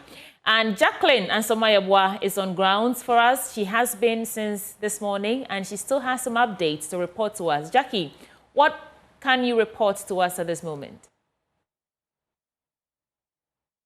I'm still at the Methodist Church or door call, and I've been engaging the voters after they go to cast their ballot. And what I've been hearing is the fact that most of them, what has been happening was that when they come, the issue is that their name is not in the register. Some of them too, who are able to cast their vote, their response is, oh, it was smooth and it was okay. But then I'm here with the Ayawaso North MCE. Sir, good morning. You're live on Joy News. Good morning. I've seen you've been here since. How has it been for you so far? Yeah, so far so good. The only challenge we do have currently is that ideally this polling station should be containing 3 other polling stations, but it's only 1 polling station that is active. And as such, people do come thinking it's their branch, but upon entry, they get to realize their names are not in the register. That is the only problem we're having currently. So we are making some of the branch executives in here go inside to talk to the people, sensitize them, and let them know who are eligible to vote today. So that is currently the work we're doing around. Along with me here is the constituency chairman for Ablekuma North, and then assemblywoman for Trimami electoral area, and the ward coordinator too. So they are aiding do that particular work at the moment. All right. What do you also have to say when it comes to the voter turnout? Because personally, with all the other polling stations, I've been to like 5 so far, and it looks like people are coming in bit by bit. But you are here taking the register yourself. So how is it like for you? Yeah, the voter turnout so far is very low, below expectation though. That's why we are moving the people to go sensitize the people and then bring them out to come and vote in their numbers so we can make the day. Okay, all right. Now, sir, you were raising some concerns earlier about you seeing certain things earlier, people coming in to vote, then they will be called. Can you just hash on that for us? Yes. Most of the people we called our people to come and vote. When they get here, then the Red House opposite us, they will call you in, tell you to go and vote and come for money. So vote buying is going on here. That is what I've observed so far. Wow. How many people have you seen so far? About 5 people have been called and they've reported to me. Oh, okay. And they are your people? They are my people. Okay. So did they take whatever thing that was given to them? They were asked to finish voting and go. So as soon as they were talking to me, you also called me. So I've not engaged them. Yes. Yes. Okay. All right, so that is the situation on the ground. This is the NDC team, and that is what they are saying, that they've observed vote buying going around. Personally, I was inside, but their team was outside, and that is what he is saying. But also the assemblywoman too, she was here engaging with some of the voters. How has it been going for you so far? Okay, we have been going rounds to call the voters, but what I realized was this polling station is having 3 centers, but when they come, it's only 1 polling station that can allow them to vote. Yeah. And even what is bothering me is those having the names A, the alphabet A to D. So it means if your surname starts with E, you will not be able to vote. So that has been our problem, because most of our people, their name starts from the E to Z. So now we have to go out there and make sure we educate the people very well, check their names before we allow them to come and vote. Don't you think that like you have limited time for that? I mean, today is the day. Don't you think you don't have time for that? No, I have all the data here with me. Okay. So I'm going back, sort the names out, then I will say those who are eligible to come and vote here, so that people will not waste much of their time that they are coming to vote, and they will be turned out again. Okay. Well, sweetie, so that is the update that we have for you at the Methodist Church or Dorko, raising issues of vote buying. And earlier when you came, I talked about the fact that most of the voters come in and then they are turned away. But speaking to the presiding officer earlier, the situation was that this place, when in 2024, this exact location had about 2 polling stations, but this time around it's just 1, so people presume that once it's the same place, their name would be there. So that is the misunderstanding. But then if you can pan the camera around, there's more security coming to this very area.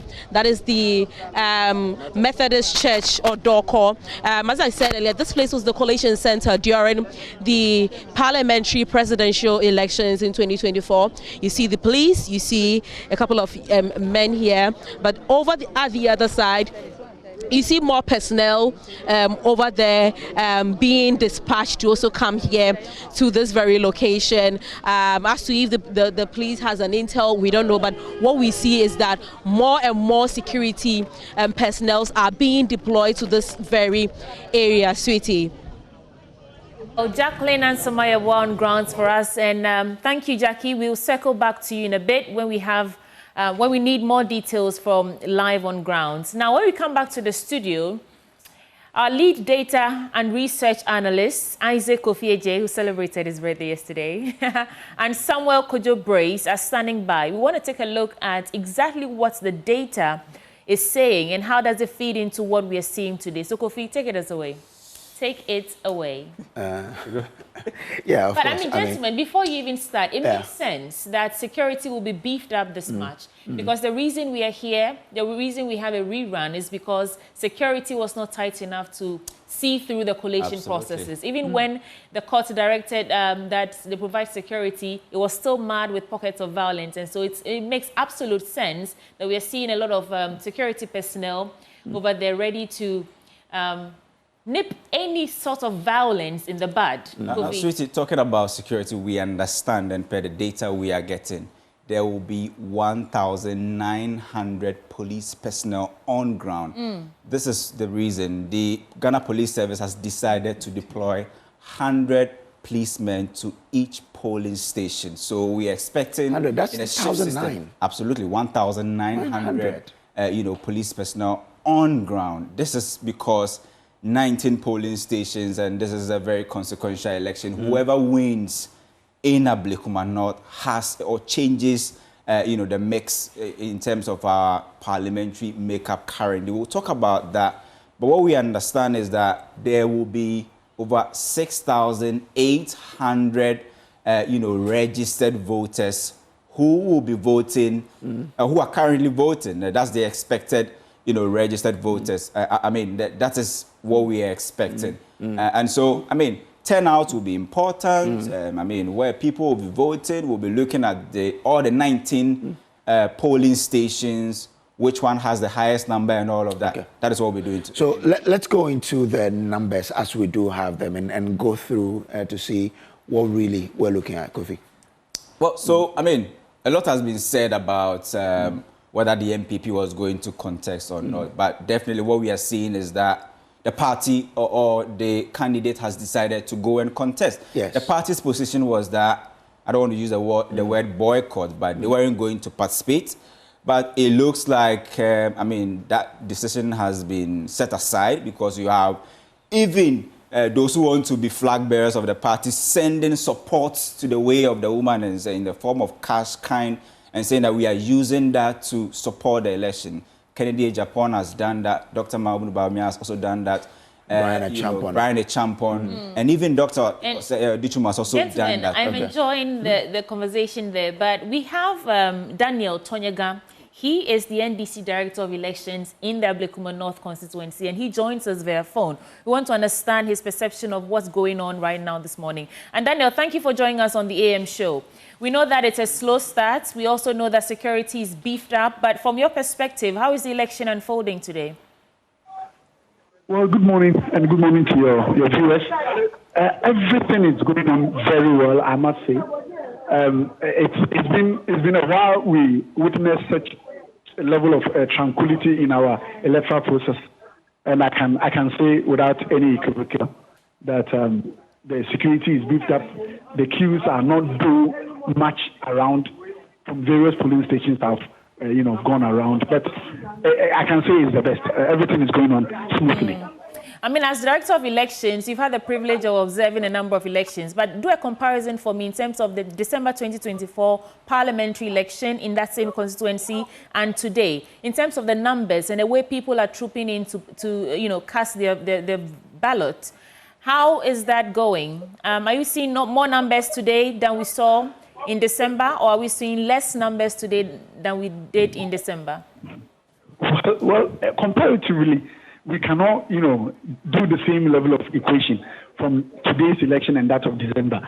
Because December there was that high level of, public enthusiasm in going to the election. This one, it was announced just a week ago. So indeed, we haven't gotten to that level, that threshold. We all, were planning earlier to have, the numbers as it were. But it's encouraging. It's early days yet, and we believe that. Because looking at where I find myself at the moment. Where do you find yourself? They come in thick and fast. And you see, they are coming through. The presiding officers and their team are also very swift and fast, and they are doing their work. So we don't have much queue in session, just as we used to witness in previous elections. So it's all well and good, and it's very. What's the time now? I think it's 9 o'clock. We are expecting some level of turnout by 12 midday. Okay, so you said that it was just a week ago. Do you think that has done any? I mean, does that take away something from the election in terms of how prepared the voters are? I know that it's not everyone who voted in those 19 polling stations who's available today to vote. Some might have traveled, others lost their lives, who knows?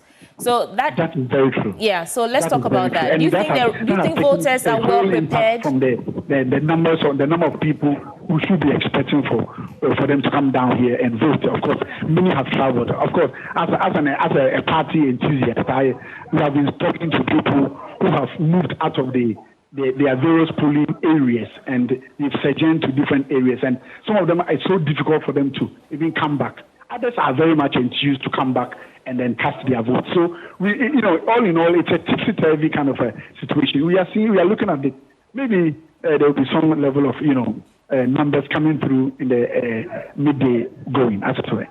As at the time the NPP boycotted or said they were withdrawing from the election, we know that the NDC were campaigning, but did that water down your efforts in terms of knowing that your opponents are not going, so you didn't go as hard as you could have gone? Did that happen? I want an assessment of the impact of the NPP's... in any of our meetings. We realize that complacency can overturn everything.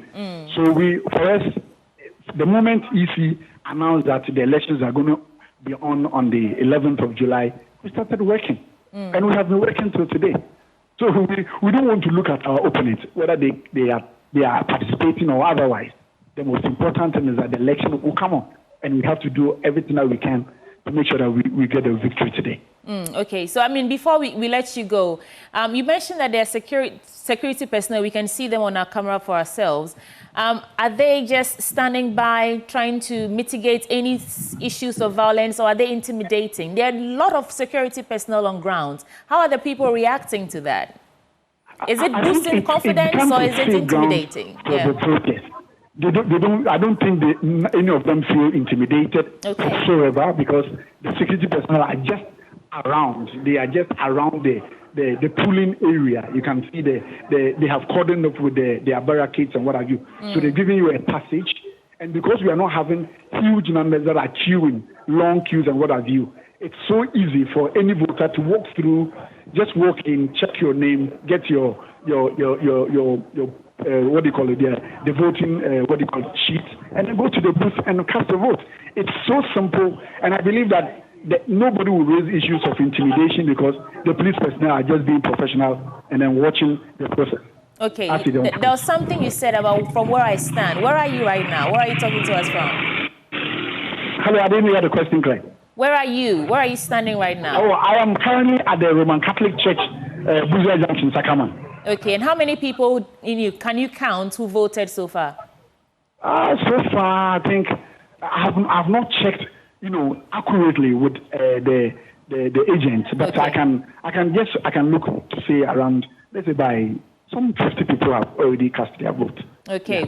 Well, Daniel, we wish you the very best, and we'll probably touch base with you again when there's a need to.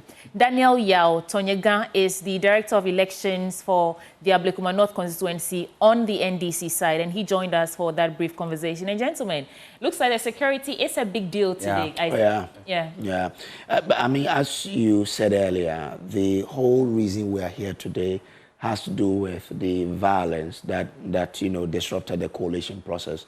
And therefore, if you are correcting it with today's process, you then don't want to give room for what happened to happen again. And that's why the police say we are deploying 100 police personnel per each polling station. And that makes it 1,900 police personnel. I mean, after a lot of them will also make their way to the coalition center. So it really tells why we have that level of and Kojo, before Isaac comes in, a good point to note, he said, is that they are just standing around observing. So they're not towering over anyone, they're not intimidating anyone, and I think that's a good start.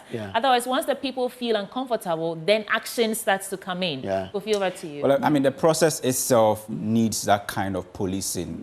I mean, in fact, because of what Kojo has said, what happened on December 7th, definitely you need this number of police personnel on ground. And if you look at the ballot statistics and the number of registered voters, if you do the math, that's about 431, registered voters per polling station. If we go down deeply, you see that there are polling stations with about 67 total registered voters. And so although there will be police around, I'm not sure that there will be that chaos and the crowd and all of that because of we are not having election in all the 281 polling stations, just 19. And so with the police being there, I think it's a form of assurance that you are safe if you decide to come out to vote. And one thing to add on to your point, you saw where Jackie was, the Methodist church. You saw them standing on top of the story building there. They were not all actually in the perimeter. So sort of to say that... I'll tell you something about the Methodist session, possibly why the police there or the security presence there is a bit heavy because it's that was one. The collation yeah, I mean exactly one of the polling stations with the highest number of registered voters. So definitely all political parties will have their eyes on those polling stations. But whatever the case, is between these two giants. I mean, who gets the chance to represent Ablekuma North in the 9th Parliament? We understand that what is going to happen today will possibly bring down and settle all the disputes that has been happening. But definitely, Kojo, we've been talking about this for the past 2-3 weeks, where both political parties have been standing in terms of what they think should be done in Ablekuma North. But definitely, the EC has made a decision, and court has given them the green light to go ahead and possibly run the election. But we know the MPP didn't want to participate in this election, but as it stands now, they have no choice than to go to the grounds and tell their people to come out to vote. But let me tell you something about Ablekuma North and why it is important. This has been the trend so far. What you see just by looking at this chart is that this is a constituency that has never been won by the NDC. It's a total orphan constituency to the NDC. And so to have it come to this level around this time where 19 polling stations are supposed to decide who wins, it tells you the kind of shift that constituency has gone through. And I'll tell you the reason why we are at this point. But I mean, Nalekwe Free came in somewhere 2016, and you see that Ablekuma North, although NPP has been ruling this constituency, their votes started declining in 2000 when they got that 69.24%. That was that's actually their highest. So the decline started from 204. Exactly, 204. So 204. If you compare that to 2000, you see that it was 204 that they actually went below what that, historic high in 2000. 204, 2008, and then in 2012, they got that marginal increase. And this is the period that was actually, run by Kwame Nabatels.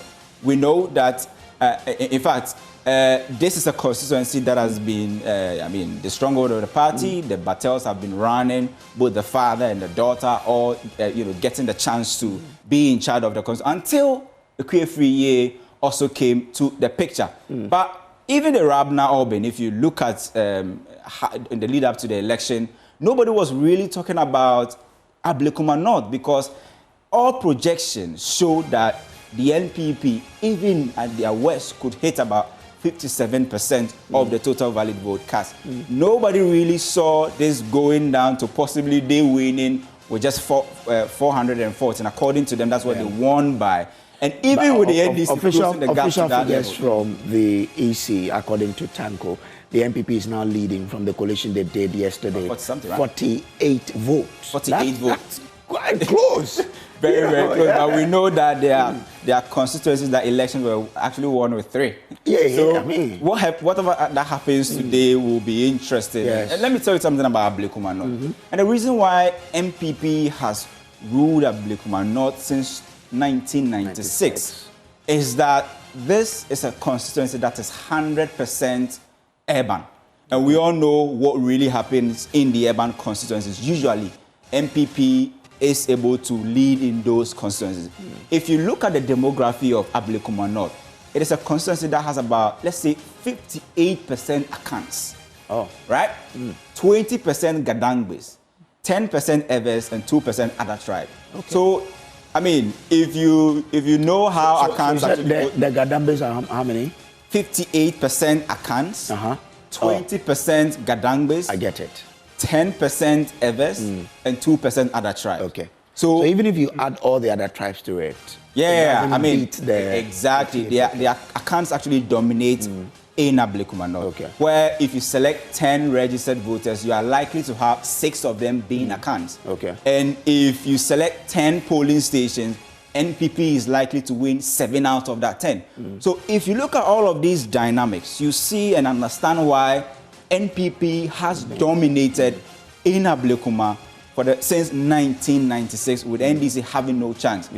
To get 40% of even the total valid vote cast will be a big deal for the NDC. And they never went into the 2024 election dreaming about 50% or possibly winning, because they knew they could make a mark, but possibly not down to this point. And to match your point, they've never had 40% before. They've never had 40% before. That tells you that since 96. Even if you get 40%, that would have been unprecedented for the NDC. The highest they've ever gone is 38.23%. That is Ablekuma. That's the story of Ablekuma North, and that is why the NPP has been ruling this constituency. So if you look at the trend, could that be also the reason why the parliamentary candidate could not then say, I'm going to go with the party to say I won't be part of this election, because this is our constituency. This is our constituency.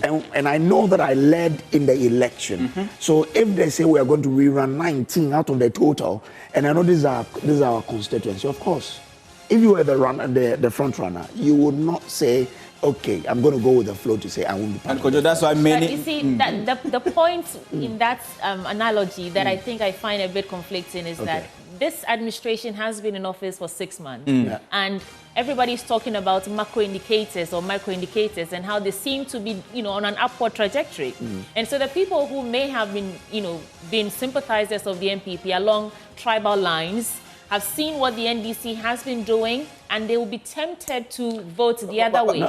So she can no longer say that just because this is our constituency and our stronghold, I don't want to know what's the if you listen to her, and her PRO, they say that people came to her at the constituency office to say, no, run, we'll vote for you. Because these are their people. In fact, no, run, we'll vote for you. There must be some confidence. The reason is very simple. It's because you don't have significant and enough floating voters in Ablekuma North. People are divided. Those who belong to the green side and the green side. And you can see the data shows that if you sample 10 voters, the likelihood of NPP getting 6 out of that 10 voters is very, very high.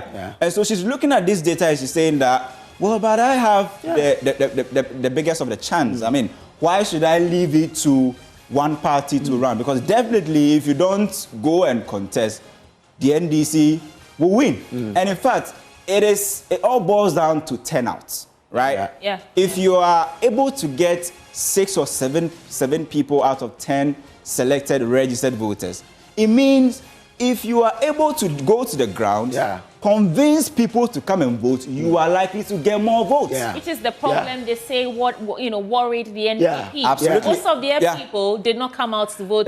So you have a chance in today to correct Exactly. it. That's why they said that. Look, people feel the leadership of the party actually failed the Q3 year, where they said the whole thing was around 37 polling stations, rerunning of 37 polling stations. If 18 have been collated based on whatever evidence the EC had, and you are down to 19, why don't you go and start from last week when that declaration came, go to the grounds, tell people to go and vote, tell your story.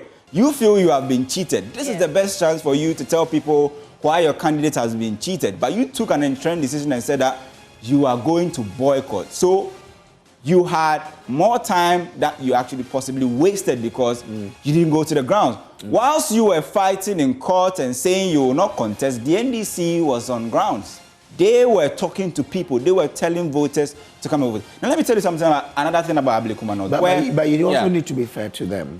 Because they said, we believe we won and want to protect our win. But Kojo, the decision has been made, right? Yes. And they said, well, we believe in the court. So if the EC has taken that decision, we'll go to court, and that's why they won. But if you listen to the NDC, the MPP, when they were saying we won't be part, had their people on the ground. If you listen to Tanko on PM Express, he said, we know the MPP is campaigning. The MPP said, no, we are not campaigning. So when the national executives were doing, we won't go, we won't be part, they were there. And if you believe it. So it's a good time to usher in Dennis Miracles Abwaje. He joins us via phone for his perspective on what's happening today. And Miracles, thanks for joining us on the AM show. So it looks like the elections are underway. What's your assessment of how it's going so far? Well, thank you. Thank you for having me. I think the process has started. So far, it's been going on quite okay. The energy since morning has been high. The enthusiasm is also there. We're saying that it's all about the ballots. Once we have a very safe, peaceful environment where every voter is able to get access to the polling station to vote without any hindrance, we should be good to go. Dennis, answer this for me. Was it a strategy to seemingly boycott the election so that your opponents will not go as hard as they could go? Because that seems to be a conversation that we are all locked in, whether or not it was a strategy for you to maybe dissuade the NPP, NDC, and think that, okay, so they're not going to campaign and we can win this for ourselves easily. Is that what happened? I think we should discuss strategy after 5 p.m. when the ballot elections are over. For now, we are still in the battle. It's not over yet. We are still in the middle of the battle. But have you been fair to your voters, Miracles? I mean, you gave them. Have you been fair to them? You gave them maximum 2 days of campaigning, active campaigning. Some of them were under the impression that the NPP was not going to go into this election rerun, and then suddenly here we are. Have you been fair to them? You are taking me back to the same matter. I'm saying that let's discuss the strategy after 5 p.m. then we can go into those things. For now, we are doing the get out to vote. We are moving from house to house, shop to shop, to encourage these voters to step out and vote. When we are done, I'm sure we'll do the analysis, and then we'll see where we've been fair, where we're not fair. But for now, we are deploying every ammunition, every tactic as much as possible to make sure that Honorable Ike emerges victorious in today's poll. How are people responding to your call, last-minute call to come out and vote? I think the only hindrance to anybody coming out today may be the actions and inactions of some miscreants, some few of them, who are misbehaving in police uniform. We just saw a GH1 reporter brutally assaulted by a senior police officer. In fact, I understand this police officer is a divisional commander, you know, I'm hesitant to put out his division for now, but he's a divisional commander, and under no circumstance should a police officer brutalize a citizen in the manner in which the gentleman was assaulted, let alone a media person who is basically going about his lawful duty. I mean, when are you saying this happened today? Yes, I can forward the video to you right after our conversation. He's a GH1 reporter, a very well-known one for that matter. I'll send it to you. He was just brutalized just now, just a few minutes ago. Well, if what you're saying is correct, then this will be the first incident of violence that we are seeing marring this election. I'll send you the video. The video of the brutality of where the divisional commander is actually hitting the gentleman, you know, in a very bad manner, with other policemen surrounding him.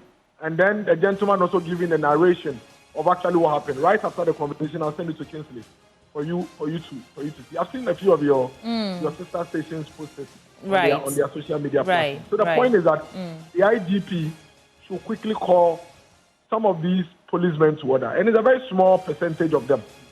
The police we have in this country have been through several elections. The experience is there. The exposure is there. A lot of our policemen are very, very much accustomed to our electoral laws and our electoral regulations.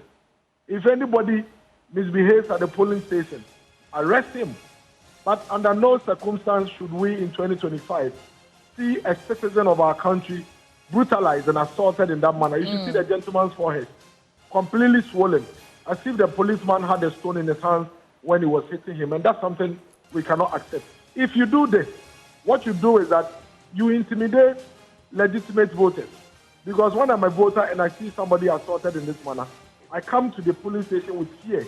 And it becomes one of the things that prevents people from stepping out to vote. And we are calling on the IGP. It's early days yet, 9:30 a.m. They should quickly send a signal around to the policemen to handle every citizen with dignity. At best, move the person from the police station, take him to the police station, and then you can take it from there. But under no circumstance should anybody be assaulted because of today's election. Miracles, that's a good call. In fact, nobody should create any incident of violence in this election. It's just 19 polling stations, so it's a good call. We'll add our voice to that. But tell me, have you caught wind of any of your sympathizers or voters who are not very inclined to defy the directive or position of the NPP, not to go into this election? People who may choose to abstain. You are at the various polling stations, but initially you said you were boycotting, and I think some of your leadership, they still hold that point that it's not. No, we have moved on. We have moved on from there. Since 3 days ago, the party from parliament to national level, regional level, constituency level. So the reason I'm asking then is you gave us an official communication that you were boycotting the election.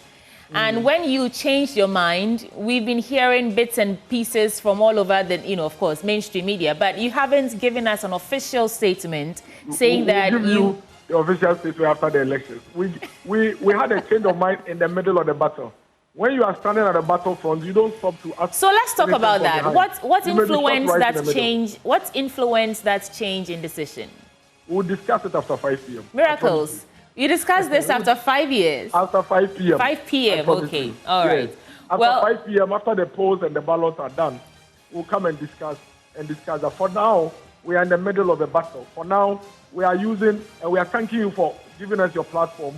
We are urging every voter in these 19 polling stations to please step out and cast your vote.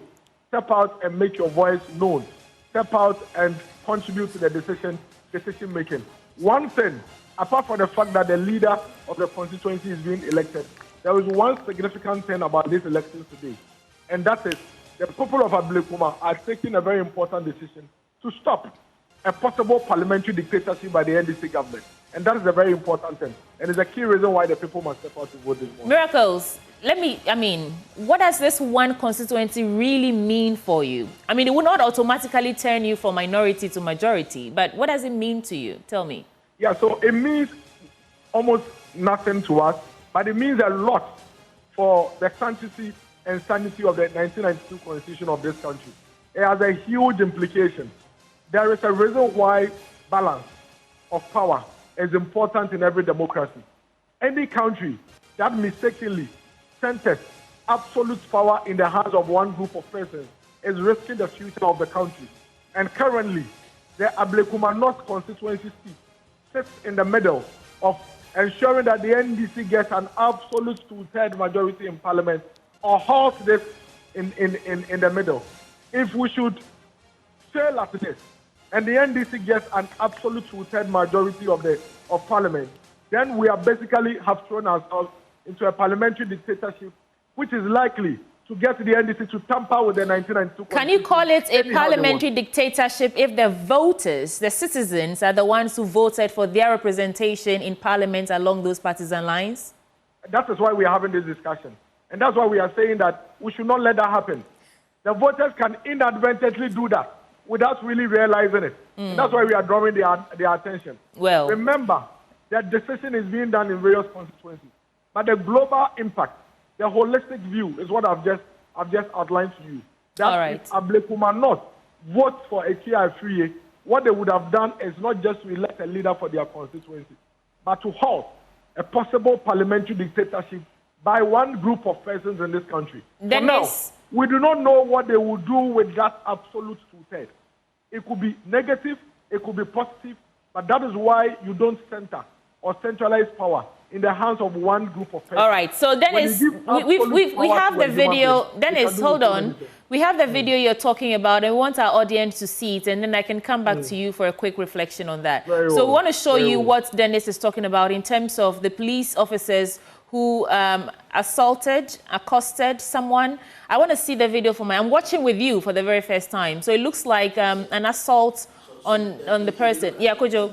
The police pushed the guy and tried slapping him. I think the hand even touched his face. Yeah. That's definitely exactly. Look at him. Look at the police officer there. Look on your far right. Yeah, look. He pushed him, and then oh no! You can't do that. That's a slap. Yeah, that's a slap. You can't do that. We're calling out to the IGP, Christian Teteyonu. Please send some sort of directive to your officers on grounds. We want this to be a one-time thing so we can conclude and give the people of Ablekuma North representation in this ninth Parliament. So, Dennis, we've seen your video. Your final word before we take you off. I mean, you should even see I have an image of the gentleman push the slap. And I've just sent it to Kojo Brace. I don't know if Kojo Brace is in the studio with you. You can project it as well. It actually shows you the aftermath of the gentleman has a big injury on his forehead. All right. Saying that we have come far. This is 25. We should allow the ballot box to speak. No intimidation, no to anybody. Let people come and go home to speak. Let's count the ballot to speak. No individual should suffer anything or death because of an election. That's what makes democracy beautiful.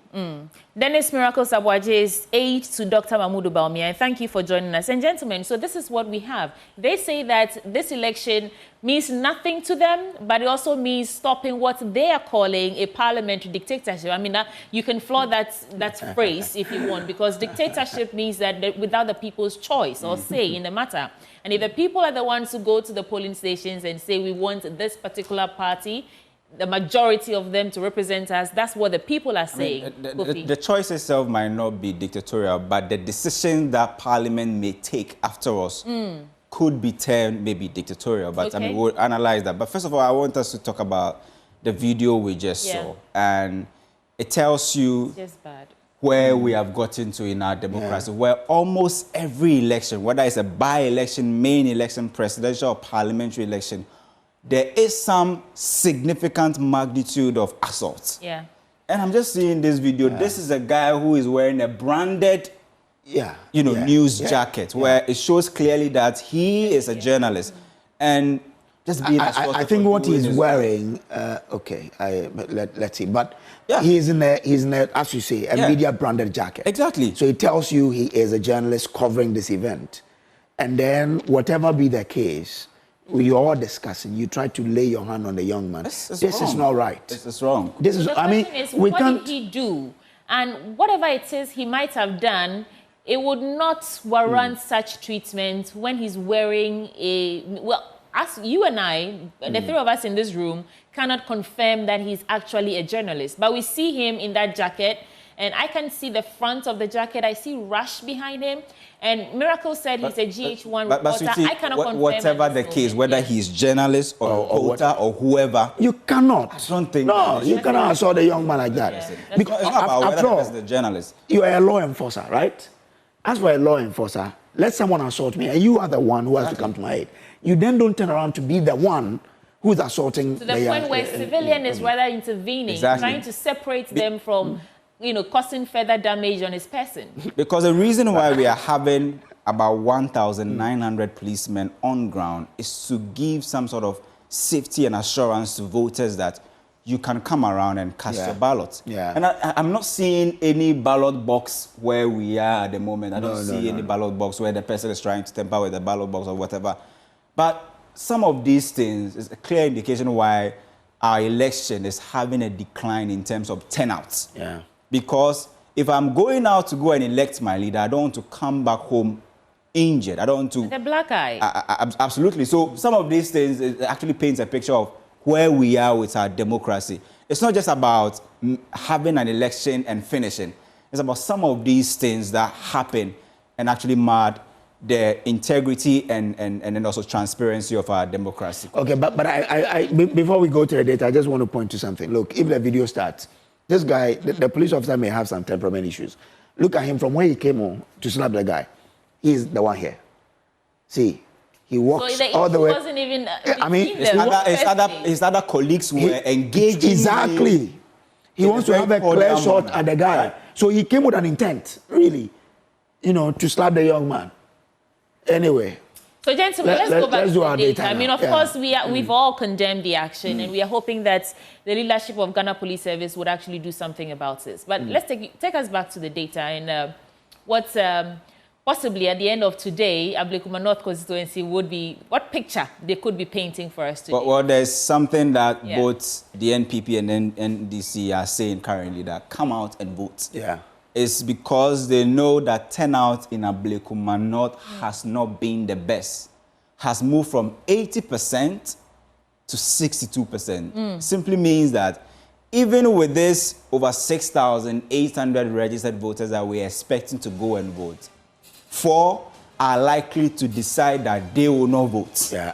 Right? And if that happens, it will really, really affect the direction that the outcome of this election will go. And so we're talking about the parliamentarians and MPs that Ablekuma North has actually elected. We're doing a serious business here, right? But when Miracle said we are pleading with them to come out and vote, that won't to be something. We have to cut it so that anytime something happens like that, they say Ghana for Mumpio. So this was Ablekuma for Mumpio, Ablekuma for Mumpio, Mumpio number 2 MPPO. Kojo, we are your election headquarters. Oh yes, it's morning, right? Yeah. So let's get back to the data. In terms of ruling Ablekuma, it's clear that this is a safe seat for the NPP. Yeah. But things have changed. And if there's one thing that the 2024 election taught us, is that currently you can't call any constituency when it comes to parliamentary election as your stronghold. Anything can happen. Even places like Lejokuku that they will never vote for somebody on 2 consecutive occasions, they actually did in 2024. So it tells you that Ghanaian voters are becoming more nuanced, very less likely, to be predicted. They are demanding for so many things. They want so many things. And whatever happens in presidential election currently is not an indication of what will happen in parliamentary. You see how now we have presidential election very easy. The candidates can just come out and say that, and Dr. Bawumia will give that to him. Say that, well, I know that I've actually lost, and we move on. But in our parliamentary election, almost all the violence we've seen since 2016 are actually related to our parliamentary elections. I disagree a little with the stronghold bit. Yeah. Because there are some seats you can bet that, for example, North Tone. North Tone will never, okay, I can't say well, some will remain. It's a stronghold. But in terms of the number that you can call that, I know that I'm going into the election. Maybe has changed. 100 or 50 or whatever can change, because we even saw what happened in the Ashanti region. Take a look at a region like Western region. There are places that you never thought that NDC would win there, but definitely won there. They did, In the 2020 election too, in the Northern region, there were places that you never thought MPP were going to win there. They won in those areas. Take a look at a place like the Northeast region where MPP performed so well. They went into the 2024 election with the hope that that will continue, and it was not the case. So I think that another factor that I think contributes to this is the new registered voters. In the lead up to election 2024, we're told that nearly 1 million, about 800,000 or so new registered voters, and that number can easily tip the scales. These are people who have observed the I get it, but I get it, Sweetie, but you see, I think one thing we should acknowledge is the turnout too. Turnout is I'm happy to listen to you. Let me make my point. I'm saying that these people have observed how we ruled us. So democracy is how we choose to rule, right? They have observed how we rule from a very young age to the point where now they have a choice in the matter. Very important. And so they are not voting because I am NPP at heart or I'm NDC at heart like the elder people used to do. It doesn't matter whether or not you're living under good conditions. Once you are affiliated to the party, you voted for the party. But young people these days no longer want that. They're assessing your manifesto. They are listening to what you're saying. They're holding your feet to account, you know. And so that's why I think we are seeing the flips that we are seeing. No, hold on. Let me come on that point. You see, I think that would be valid if we are able to tell that the people who didn't vote are the older people. No, but those are two various. But I think that both of you are making very factual points. You know, the point is that we had 800,000, close to 1 million people coming onto the voter register, and they likely, because they are young people, they don't vote based on I'm NDC, I'm NPP, whatever. I'm saying that is valid, but it can be valid when you, the data guys, are able to segregate the voters to say the people who voted in this election. We are not like America. We don't have it, you know. And all of that. So we'll get to that point. We'll get there, and hopefully we'll get there. But there's one dynamic, and I'm happy Sweetie spoke about the mindset change and how people are supporting political parties, not based on whether I live in a certain region, I belong to a certain tribe. I was born into an MPP family. Where coming into this election, you had about 8 million registered voters who were deemed as Gen Zs, right? These Gen Zs, you can have your own political history from 1996 and all of that, but Gen Zs have their own mindset. So if you are not lucky, and a place like Ablekuma North, which has a lot of youth and a lot of Gen Zs, in that constituency, their propensity to vote is very, very low. Where during the D-Day of the election, a TikTok video or whatever can actually sway the person from not going to vote. There are so many factors that affect Gen Zs not to go to the polls to vote compared to the old registered voter that registered that we had. And so a lot has actually changed when you look at the dynamics of the Ghanaian voter. The Ghanaian voter is now more nuanced. Let's look at how it happened. We didn't get to this point, and it's not coincidental. See? In 2020, you had MPP winning the election, but struggling to even have majority in parliament. That was a clear indication to the political parties that, well, we can vote and tell you who becomes president. But when it comes to parliament, we want to decide. Because we know how you use parliament to decide on certain things. So you move from MPP dominating parliament. Of course, they didn't have super or two-thirds majority, but they really dominated in parliament in 2016. Then comes 2020 where the whole thing changes. And I wish we had that graphic that shows you the convergence, how it became tight. 137. Exactly. But I mean, that graphics that we had would have given you that pictorial understanding. 2016, it was 164, 168 for the MP. Exactly. As against but the convergence actually started in 2016. But 2024, going into the election, both political parties were aware that in terms of the two elections, the most difficult one will be the parliamentary. Because these days, you cannot say that this is my stronghold. so many factors. If you go to places in the northern region, they vote based on where the candidate is coming from. They have the color that they belong to, whether blue or green, but when it comes to parliamentary elections, they know where they will go because of who you bring. So with a place like Ablekuma, that is about 58% accounts. The expectation is that MPP should be able to win that place. But if you look at how even politicians and parliamentary candidates and what have you bars people from one place to the other to come and vote, it makes it difficult to have a by-election with this very short notice.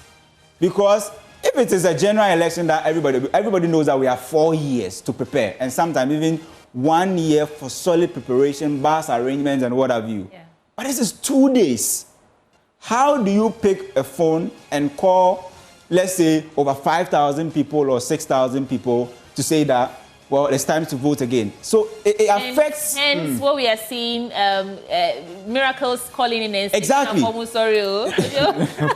so if we are talking about turnout, some of these factors are important. Yeah. The fact that Gen Zs are now ruling in terms of the makeup of our registered voters, the fact that politicians have resorted to picking people from different places and bringing them into their constituency to come and vote. So on a day that you are not able to do that, you will have turnout being very, very low. We'll come to that, yes. Let's go and the national organizer of the NDC, Joseph Yamin, is speaking to Joy News now. Let's join him.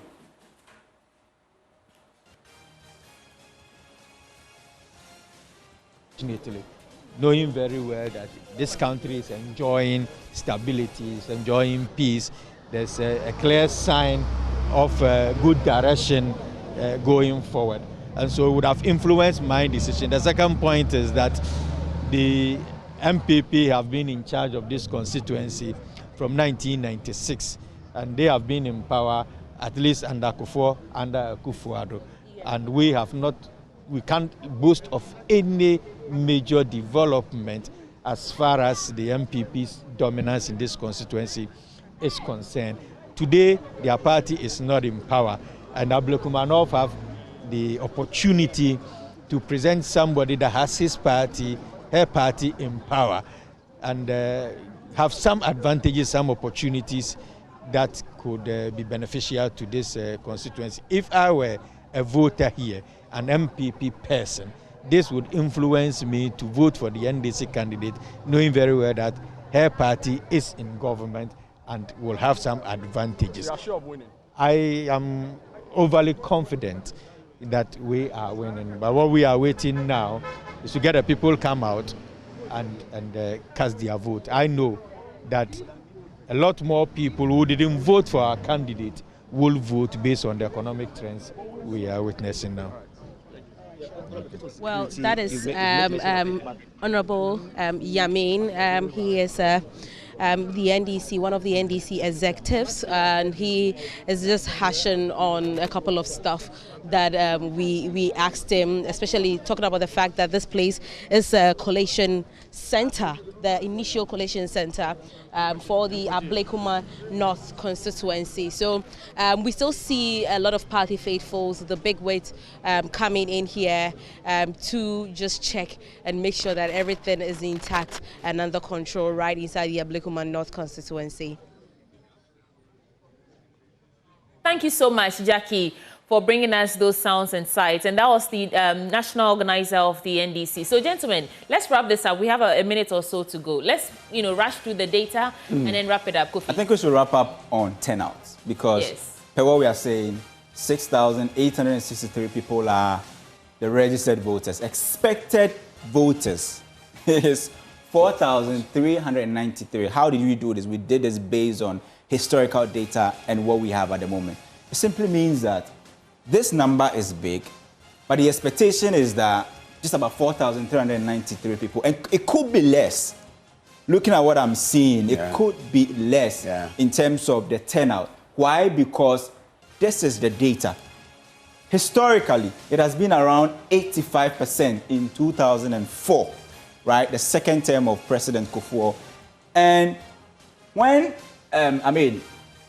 Justice Appiah was leaving Ablekuma and handing over to Sheila Battels, he was doing a turnout of 80%. They go back to Sheila Battels, and I think she did, Battels did 80%. Appiah did 66. And then comes in Ekwe Friye, who is a current subject of discussion. So her highest is 68% turnout. So if you tell Ekwe Friye to go and convince voters to come and vote, you give her 10 voters, the likelihood that she can convince 7 people to vote for her is 68%. So that is the kind of person or candidate we are talking about. Although she's not around this, high. But Kofi, hold on. Is it to vote for her or to come out and vote? No, that's the likelihood. But to vote for her, she can get 7 out of every 10 voters she's able to convince to go to the ballot to vote. That's how the data works. But what you see is the sharp decline in turnout.